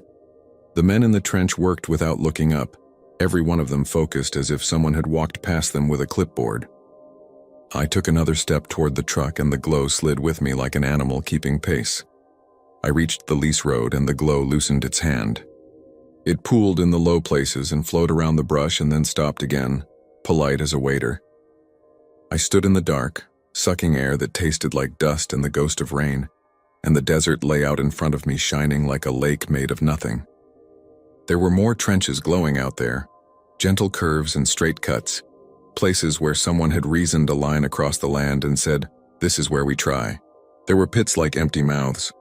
In the far distance, a low mound was lit from within as if breath were warming it from the belly. I said I would come back. I said it without deciding to and immediately wished I had said nothing at all. The glow did not answer. It held its ground for the longest time, then began to dim by degrees, as if the thing that fed it had been made to understand that this was not its place. When it went fast. A light switched off from the bottom of the world upward, and I was left standing ankle-deep in ordinary night.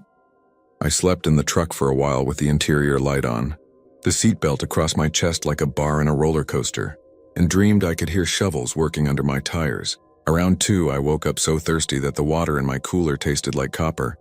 Even before it touched my tongue, I drove back into town with the radio up loud and the windows down, daring the cold to fix me.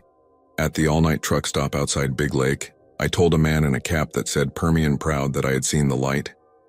He swallowed a bite of pie and nodded and said he had too, back when he was young, and that it meant someone was going to find something, or that someone already had, and nobody had told the right person. I asked him if he'd heard voices. He looked at the pie like maybe it had turned. He said the desert has voices and most of them belong to people who want to sell you something. He told me not to go back. He told me the ones who go to look a second time start to hear the light, not the voices. And if you follow the light, it leads you to places where your name sounds wrong. I went back. Of course I did. Once for curiosity and once for dread, and after that for the way a loose tooth wants your tongue. Days into weeks. I worked the wells and then parked and waited. Sometimes the glow came in a thin sheet like fog. Sometimes it made a low bowl in the middle of the basin and sat there like a thinking man. Sometimes all I felt was a coldness around the ankles and a pressure in the ears that meant it was there, but did not want to be seen. I stopped taking my phone out. I stopped telling anyone. I took to bringing a thermos and 2 cups and setting one of the cups a little ways off as if for a guest. The cup never moved. For a long stretch in December, I saw nothing and convinced myself it had passed me on. Then the week after Christmas, the glow returned with a fierceness that made the pump jack throw a shadow like a black blade. The last time was January, on a night with a wind that came in hard every 10 minutes and then died to nothing as if it were sneaking up on the place. I had read an article online with a diagram of methane seepage and electrostatic discharge and ball lightning. I had saved a PDF of a paper that said, "Desert lights can be generated in a lab by crushing granite in the dark." I felt better carrying those words around, the way you feel better walking through a cemetery with a key in your hand. I parked farther out than usual, killed everything that made noise, and walked. The glow found me halfway to the hills. It rose around me like a tide, and for the first time it had weight. Not physical weight, but it bent the idea of me standing there. I heard the whisper from the start. Voice braided over voice, names and tools, and the steady upgrade of men turning over stubborn ground. I saw the trench waiting like a mouth. I saw the men. What was different was that I saw other things too. I saw, deep within the glow, the shape of stairs cut into caliche. I saw the glimmer of water far below where none should be. Water that did not reflect stars, but something else. I saw a cable that had not been invented when those men wore those hats. A black rubber snake that ran upward toward the surface and then veered away like it had changed its mind. I saw a set of footprints that were not men's boots, wide at the toe and narrow at the heel the way a deer prints, except too regular. I felt my name again, not said but read, as if the place itself had taken it from my mouth and turned it on its tongue. I put my hand out because the glow seemed to want permission. It gathered around my fingers without touching them. There was no heat. There was no cold. There was an insistence. I do not know how long I stood there. Long enough for the wind to come and die a dozen times. Long enough for the men below to finish a pass in the trench and start another. Long enough for the bones in my feet to ache. When the change came, it was in the sound. The whisper split, and down beneath it there came a new thread that did not belong to the old time. Something like a drill motor spooling up. Something like a truck starting in a concrete garage. Something new in a place that had only held the old. And the glow jumped like a frightened horse. A moment later the ground shook. Not a quake. Not a collapse. A shiver. The kind a dog does in its sleep when it is running. The men in the trench looked up as one, and their faces, which had been mirrors that showed me my own fear with 100 different haircuts, became faces again. There were teeth. There were scars. The bandaged hand man mouthed my name with careful lips, and then he made a pulling motion, a clear come here, and I took one step down into the trench. Something caught me by the collar and yanked me back so hard my teeth clicked. I went down on my back with the breath knocked out of me, and the stars snapped back into the world like nails driven through it. My Uncle Danny was standing over me, not young and whole like the voice the first night, but himself as he had been the year before he died. One shoulder lower than the other, eyes the color of the dust the wind brings from New Mexico. He had on his work jacket with the stitched name and the little grease star on the right cuff. He smelled like coffee left on the burner, and the brand of tobacco he used to pretend he had quit. He looked at me the way a man looks at a boy who has taken the truck without asking, and brought it back with the fender bent. He said my name low, then softer still until it was only breath. He shook his head. He said, not angry, not loud, don't go where they want you to go. I told him there were men down there. He said he knew. I asked him if he had seen the light. He said he had seen something like it once, when he was out by the Palo Pinto line in '79, and he had gone home and drank a glass of water and a glass of whiskey, and put the whiskey glass in the freezer to see what would happen. I told him I could help, and he laughed in a way that made me feel small. He said help is a word we use when we want to be forgiven for staying. He put his hand on my chest and I could feel the weight of it, not like a hand but like a promise. He said again, don't go where they want you to go. I blinked because the wind blew grit into my eyes, and when I opened them he was not there. There was a damp spot on my shirt where his hand had been, and it smelled like rust. Down in the trench the men had stopped. Every face turned toward me. I understood with the suddenness of a knife slipping that they had not been trying to call me to safety. They had wanted me because I was from the bright side of the glow. They were tired, and the world is not kind, and even the good suffer when their hope curdles. One of them, the foreman maybe, lifted his shovel and pointed it at me the way a priest might lift a cross or a murderer a gun, and the glow surged up the trench walls as if drawn, and the ground under my heels softened like breath. The sound from below became a deep note like a cello played in a stairwell. The men stepped forward in unison, and the glow rose between us like a glass. I did not take that second step. I fell backward instead, hands scuffing in the caliche, heels kicking.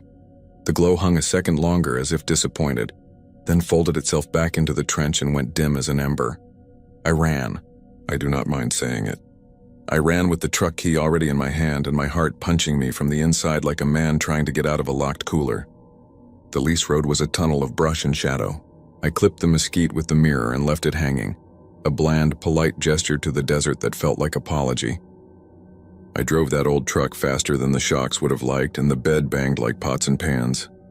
On 67, the wind hit me sideways, and when I looked in the mirror, the desert behind me looked as it always had, blank and ungiving. By the time I reached the edge of town, the glow was gone, or it had never been where the town began. It belongs to the basin. It belongs to the part of the world that nobody ever bought, only borrowed. I did not go back. I paid a kid who needed a little money to run those checks for a while. And then I sold the lease to a man who liked risks and had a wife with a good lawyer.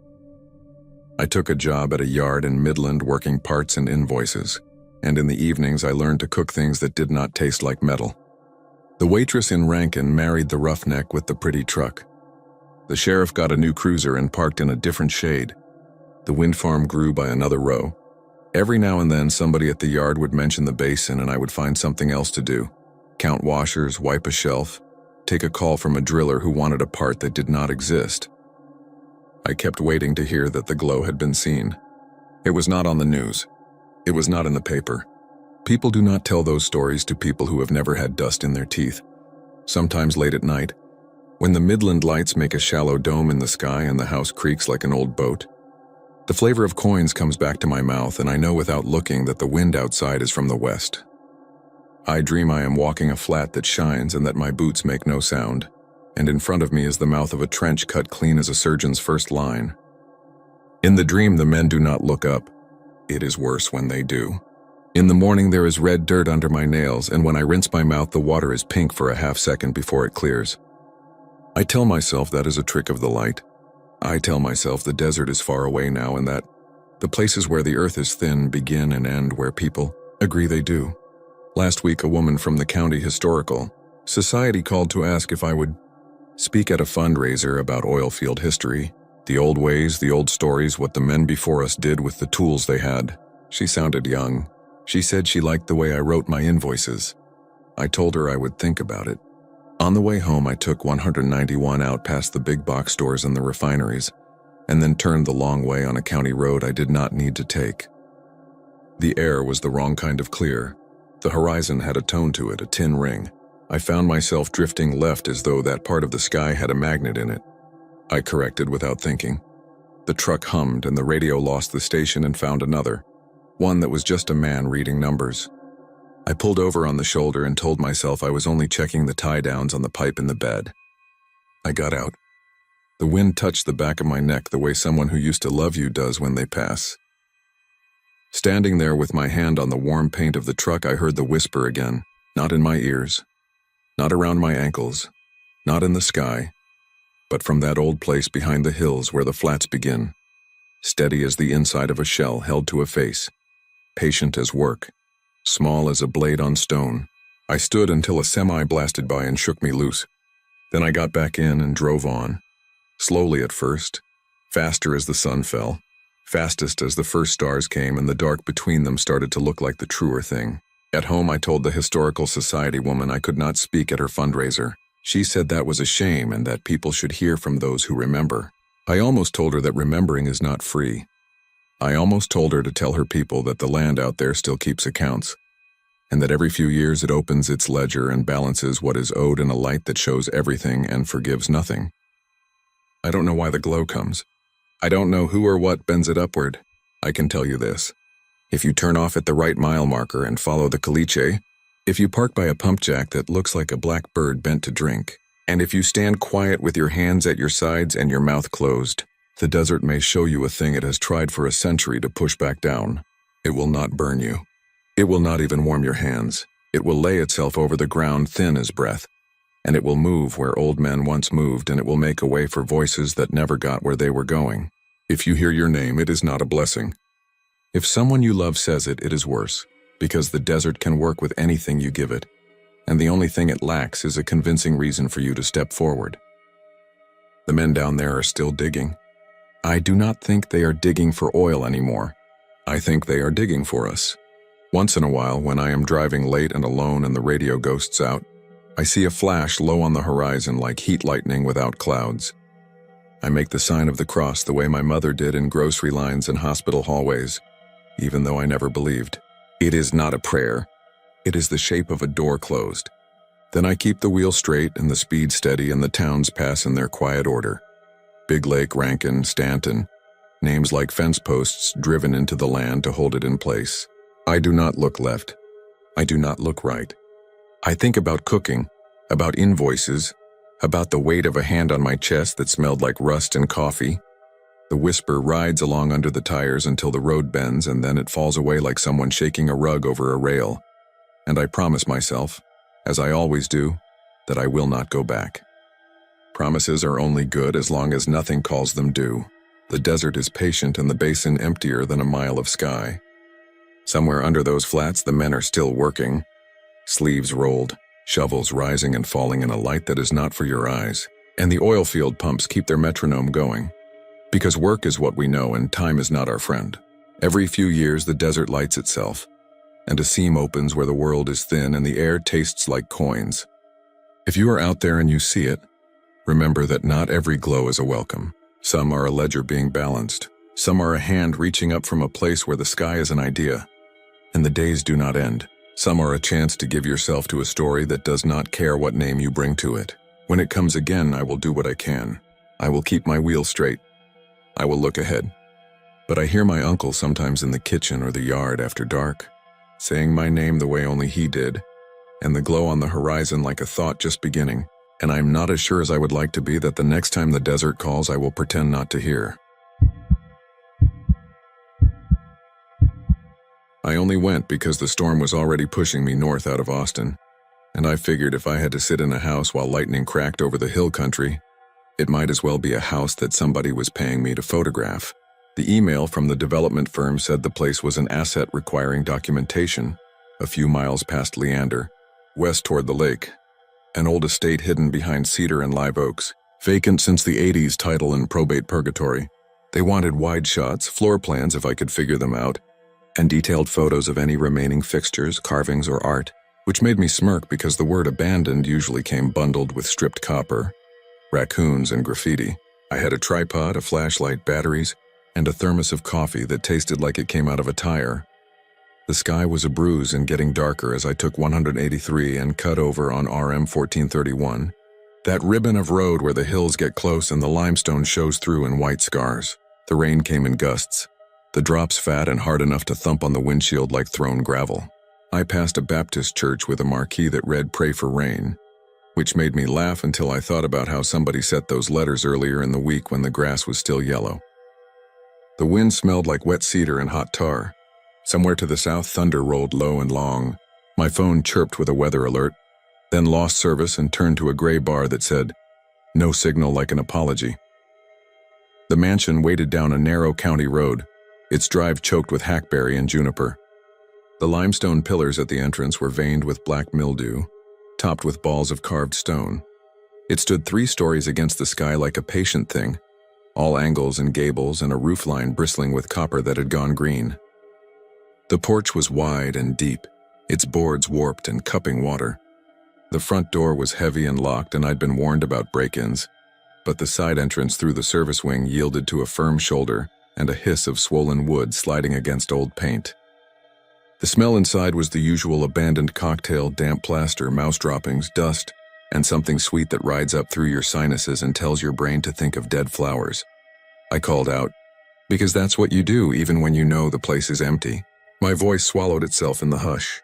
The rooms were big and square, the ceilings high with medallions where chandeliers used to be. There were cigarette burns on the banister and a pull-out couch cushion with a cartoon owl printed on it, evidence of squatters that came and went with the seasons. A staircase climbed like a commandment. Rain banged against a row of tall windows and the trees outside bent their heads. When I take pictures of other people's rooms, I talk to the building like I'm trying to put a stray dog at ease. Tell me what you have. Show me your good side. It helps me move, keeps me from thinking too hard about how every house is a record of someone else's heat and breath. This one had been built when money meant quarried stone and men with strong backs, and you could feel it in the floors that hardly creaked, the walls that held a chill even with summer breathing down the last days of May. The kitchen was a tomb of metal cabinets and enamel, an iron stove squatting like a relic. A calendar from 1983 hung beside the pantry door. June was a girl in a striped one-piece leaning over the hood of a Camaro, her hair feathered, her smile oblivious to the future. Someone had circled June 14th with a red pen.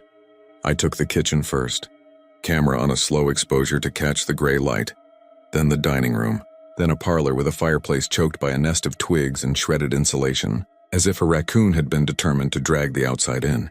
The house gave me its bones and its sadness. The storm gave me its percussion. I remembered that the email had mentioned, almost as an afterthought, a portrait. Not art, not a painting of note, just a portrait, singular, located in a third-floor room.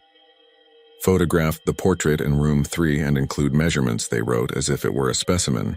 The words had a coldness that I disliked, also as if there were a map I hadn't been given. I figured room 3 would be marked like a motel door or a hospital ward, but nothing on the first 2 floors wore a number. Up the stairs to the second floor, the hallway long as a bowling lane, sconce mounts like empty sockets, rain painting the windows in oblong tiers, doors on either side all open, all giving up nothing more than dust and faded wallpaper, except one that held a child's drawing taped crooked to the wall, wax pencil lines of a house with too many windows and a sun that had been scrubbed with red until the paper tore. The little loops of tape had gone brown. When I lifted the paper, it came free in my hand and left a lighter rectangle behind. I didn't keep it. I didn't want the feeling it gave me, of heat without warmth. The second staircase was narrower, meant for staff or for keeping family away from the eyes of guests. Each step creaked in a different key. On the landing, a narrow window looked out toward Lake Travis, though you couldn't see the water, just the mix of cedar and oak and the faint white slice of a limestone cut where the county had taken a bite of hill to lay the road. Lightning stitched the clouds together overhead. The hair on my forearms prickled. The air pressed close, a hand on my chest. Room 3 was not marked on the door. The number was carved shallowly into the wood above the jamb. 3 little grooves you wouldn't notice unless the light hit them right. It was the smallest of the third-floor doors, set near the end of the hall under the slope of the rafters. I pushed and the door swung slow, grating as if it had a private complaint about being bothered. The portrait hung on the far wall opposite the lone window. The room was empty, but for that, no mattress, no chair, just a rectangle of clean where a rug had once lain. Rain echoed on the roof above with a hollow rattle. The portrait's frame was gilded and blackened in the corners, ornate with carved flowers that had gathered a century of dust. It wasn't enormous, maybe 2 feet by 3, but in the naked room it felt like a window to somewhere else. The subject was a man, late middle age perhaps, with a jaw too hard for his smile to soften, hair combed back in the old style, eyes the muddy blue that never looks quite human in oil. He wore a dark coat buttoned high, a small pin at his throat. The background was a smeared suggestion of drapery and a column, the painter choosing the man over his surroundings the way some actors pull a scene tight around themselves. The plaque at the bottom of the frame was blank. If anybody ever knew his name, they didn't care enough to keep it. I took my first shot straight on, then a second angled to catch the carved detail, and a third with the tape measure to give scale. Rain shivered in the glass, lightning glared a white bar across the man's face, and for a fraction of a heartbeat, I thought the eyes moved. I told myself the glass had a wave in it, the way old glass does, and the grim look combined with the light made it seem alive. I took another shot to prove the physics, and the second lightning. Stroke crashed so close the window flared in the air, snapped, and the man turned his head. It wasn't a blink you could blame on muscles in your own eyelids or a trick of light on varnish. His face pivoted, a small smooth motion as if noticing a sound, and he looked at me. The angle of the mouth didn't change. The jaw still stubborn, but the eyes found mine with a focus that slid cold through my stomach. My hand jerked without asking me, and the tripod skittered, metal feet scraping the floor. The camera swung, and I caught it with fingers gone clumsy. I said the first stupid thing that came to mind, which was no. The room went quiet again, the thunder rolling out its sentence in the distance.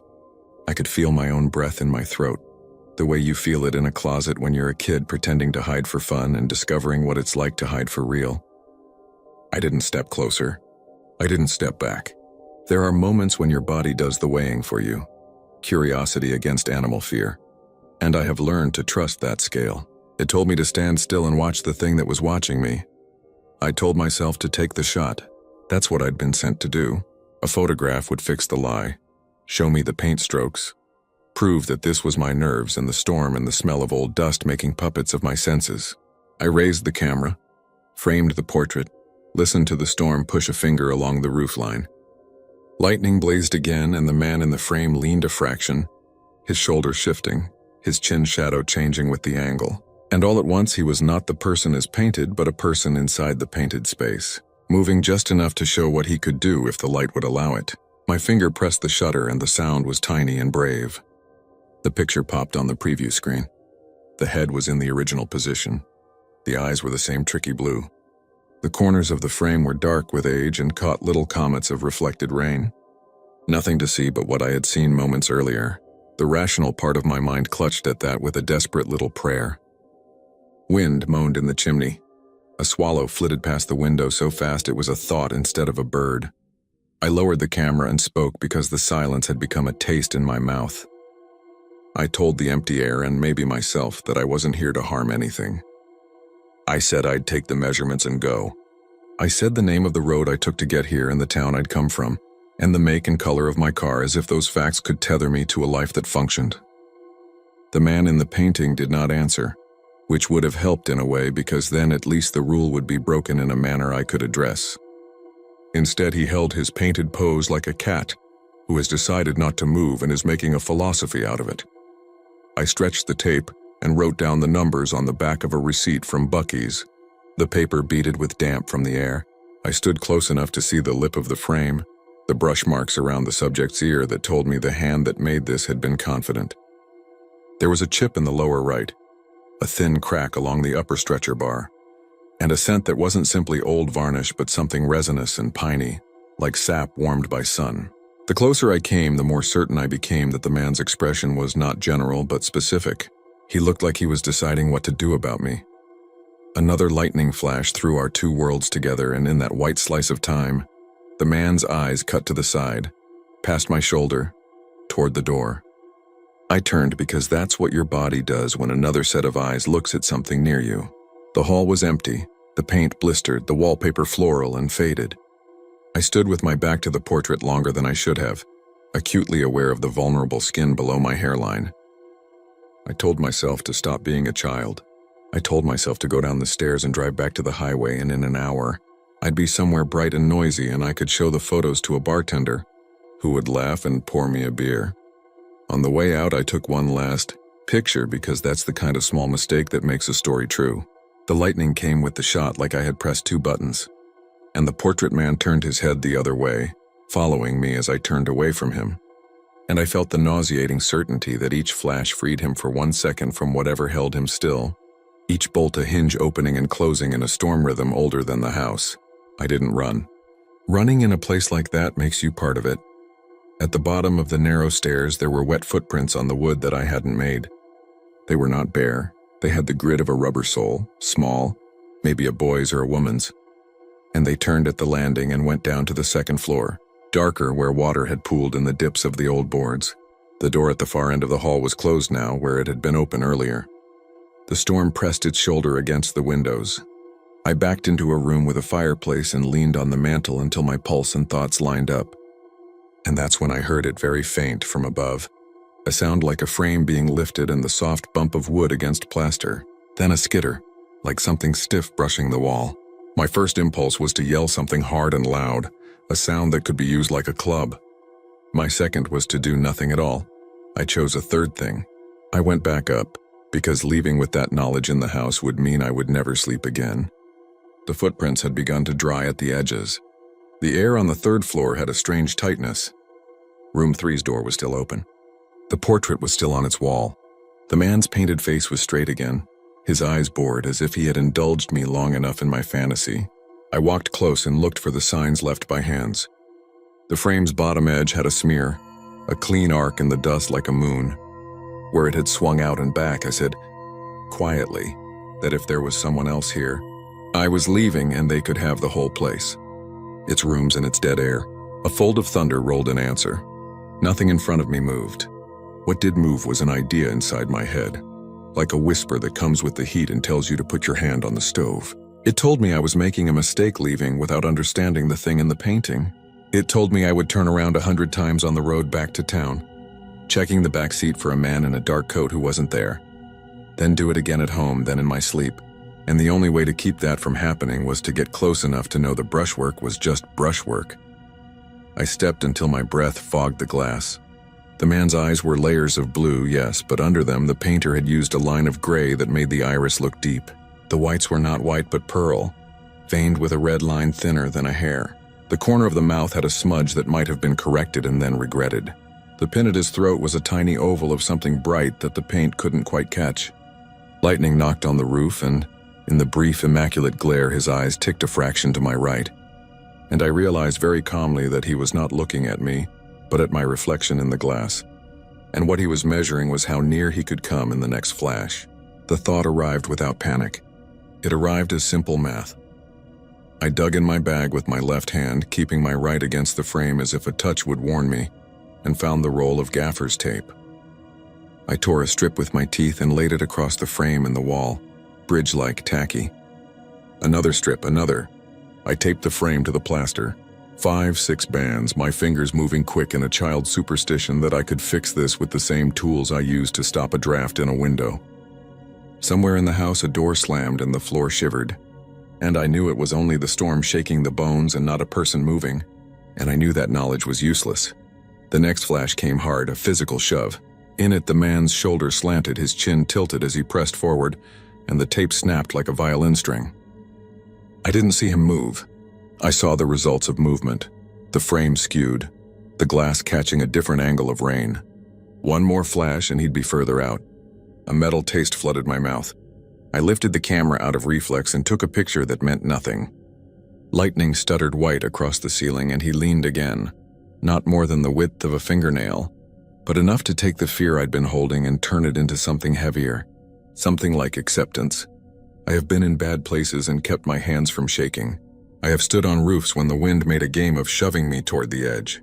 You learn to wedge yourself into the doorframe of your life and hold. I did that there, and then I did the foolish thing that felt like a brave thing. I stood directly in front of the portrait, close enough that my reflection merged with the man's painted chest, and I stared into the glass so that in the next lightning flash I would see what he saw when he looked at me. The flash was white, wide, blinding. The boom happened in the same breath. It was too near to be safe. In that clean, frozen second, I saw the man clearly. His eyes bright, his mouth not smiling at all now. Not anything like a smile, and I saw his hand, which I'd thought was painted at his side, reach through the illusion of the painted space and lift toward the inside of the glass. My own hand lifted in the same gesture, palm to palm, and the cold I felt was not a temperature but a border. When the dark fell back in, loud and heavy with rain, the frame was straight. The tape hung like little dead flags. My heart was a fist. The air in the room was wrong. It had the quality of a place after someone has left in a hurry, a residual emptiness with a shape. I backed away until my heel found the door. I did not turn. I did not want my back to face the portrait. I wanted the stairs and then the floor and then the outside where rules worked. In the service wing, I found water coming under the door in a thin sheet. The storm had redrawn the county and claimed the low ground. By the time I got to my car, the drive was a creak and the oaks whipping made a sound like buying 1,000 envelopes and tearing them all at once. I looked up once at the third-floor windows and wanted to believe I saw nothing but black rectangles. There was a human habit I had of glancing at mirrors and windows expecting a face, and I pushed it down into the place where my childish loves went to sleep. I didn't look at the photos until I pulled under the gas station canopy, where 1431 meets Nameless Road, and the workers were stacking sandbags in front of the door. The radio was dead with static. I scrolled past the kitchen, the parlor, the chip in the frame, the straight-on shot of the portrait with the paint doing what paint does, and the eyes flat as the world without light. I found the last 2 shots I'd taken in room 3. In the first, the frame was slightly crooked. In the second, the last I'd taken before I taped and prayed, the glass held a small, perfect reflection of me. Rain on my jacket, my mouth set hard, my eyes a little crazed. Beside that reflection, so close we might have been standing shoulder to shoulder, was another that should not have existed. A man in a dark coat, hair combed back, eyes muddy blue. I pinched and zoomed until the pixels broke apart like wet bread. The glass had made us both into ghosts, but one of us had started that way. What I don't say when I tell the sanitized version of this, the one you tell at a bar because beer asks for it, is what I saw when I tilted the phone and the canopy light slid at a different angle across the screen. In the portrait's reflection, the man was turned, not looking at me but at the hall behind us, at the doorframe, exactly where my shoulder would be if I stood at that distance. He had a hand lifted as if to touch, and there on the inside of the glass, just at the edge, were what looked too much like the shallow arcs left by fingertips dragged down a window by someone starting to fall asleep or to drown. The firm that hired me paid on time and asked for the files. I edited them, tagged the measurements, sent the invoice. I wrote in my report that the portrait's frame was fragile and the glass original and suggested they consult a conservator. I recommended bracing it during transport in case storms continued through the week. They thanked me and told me to keep the originals on a backup drive. I said absolutely. Because I am not a liar and because some things you hold on to so you can look at them again and confirm you are not losing your mind. Which is to say, negotiate with your fear until it agrees to leave you alone for a few hours at a time. At home on the east side, the rain drummed the roof and flooded the low water crossing on my street and turned my neighbor's yard into a shallow lake that reflected the orange of his porch light. I made toast I didn't eat and showered until my skin felt scrubbed clean of dust and varnish scent. I turned on every light and turned them off. I looked into every mirror and then avoided them because playing chicken with yourself gets old. Sleep took me like a thief, and yet, in the bruise of 3 in the morning when the storm walked away and the frogs began their electric music from the ditches, I woke with the feeling that someone had been watching me dream. I lay still and counted my breaths and named the rooms in my little house as if calling roll. When the thunder rumbled one last time, I felt my head turn. Not in the room, but in my mind, a small practiced motion, a pivot toward presence. I stared in the dark and saw with the useless clarity that comes when you most need to be wrong. Not my ceiling or my dresser, but a pane of glass in a gilded frame. I saw a hallway behind me and a door carved with 3 little grooves above the jamb. I saw rain walk down the window in the faint outline of the hill where the county took a bite to lay the road. I saw very close the suggestion of my own face reflected, and near it another face that does not belong here, and I knew the truth I had brought home like a burr in my sock. When the lightning came far away, the picture of the room in my head brightened with a false daylight, and in that second I felt the small and easy turn of my own head inside the frame, toward the sound of footsteps I did not make, toward the next curious person who will open a door because a map told them to, and I understood, cleanly and without comfort, what the portrait had been waiting for and what it was now teaching me to be.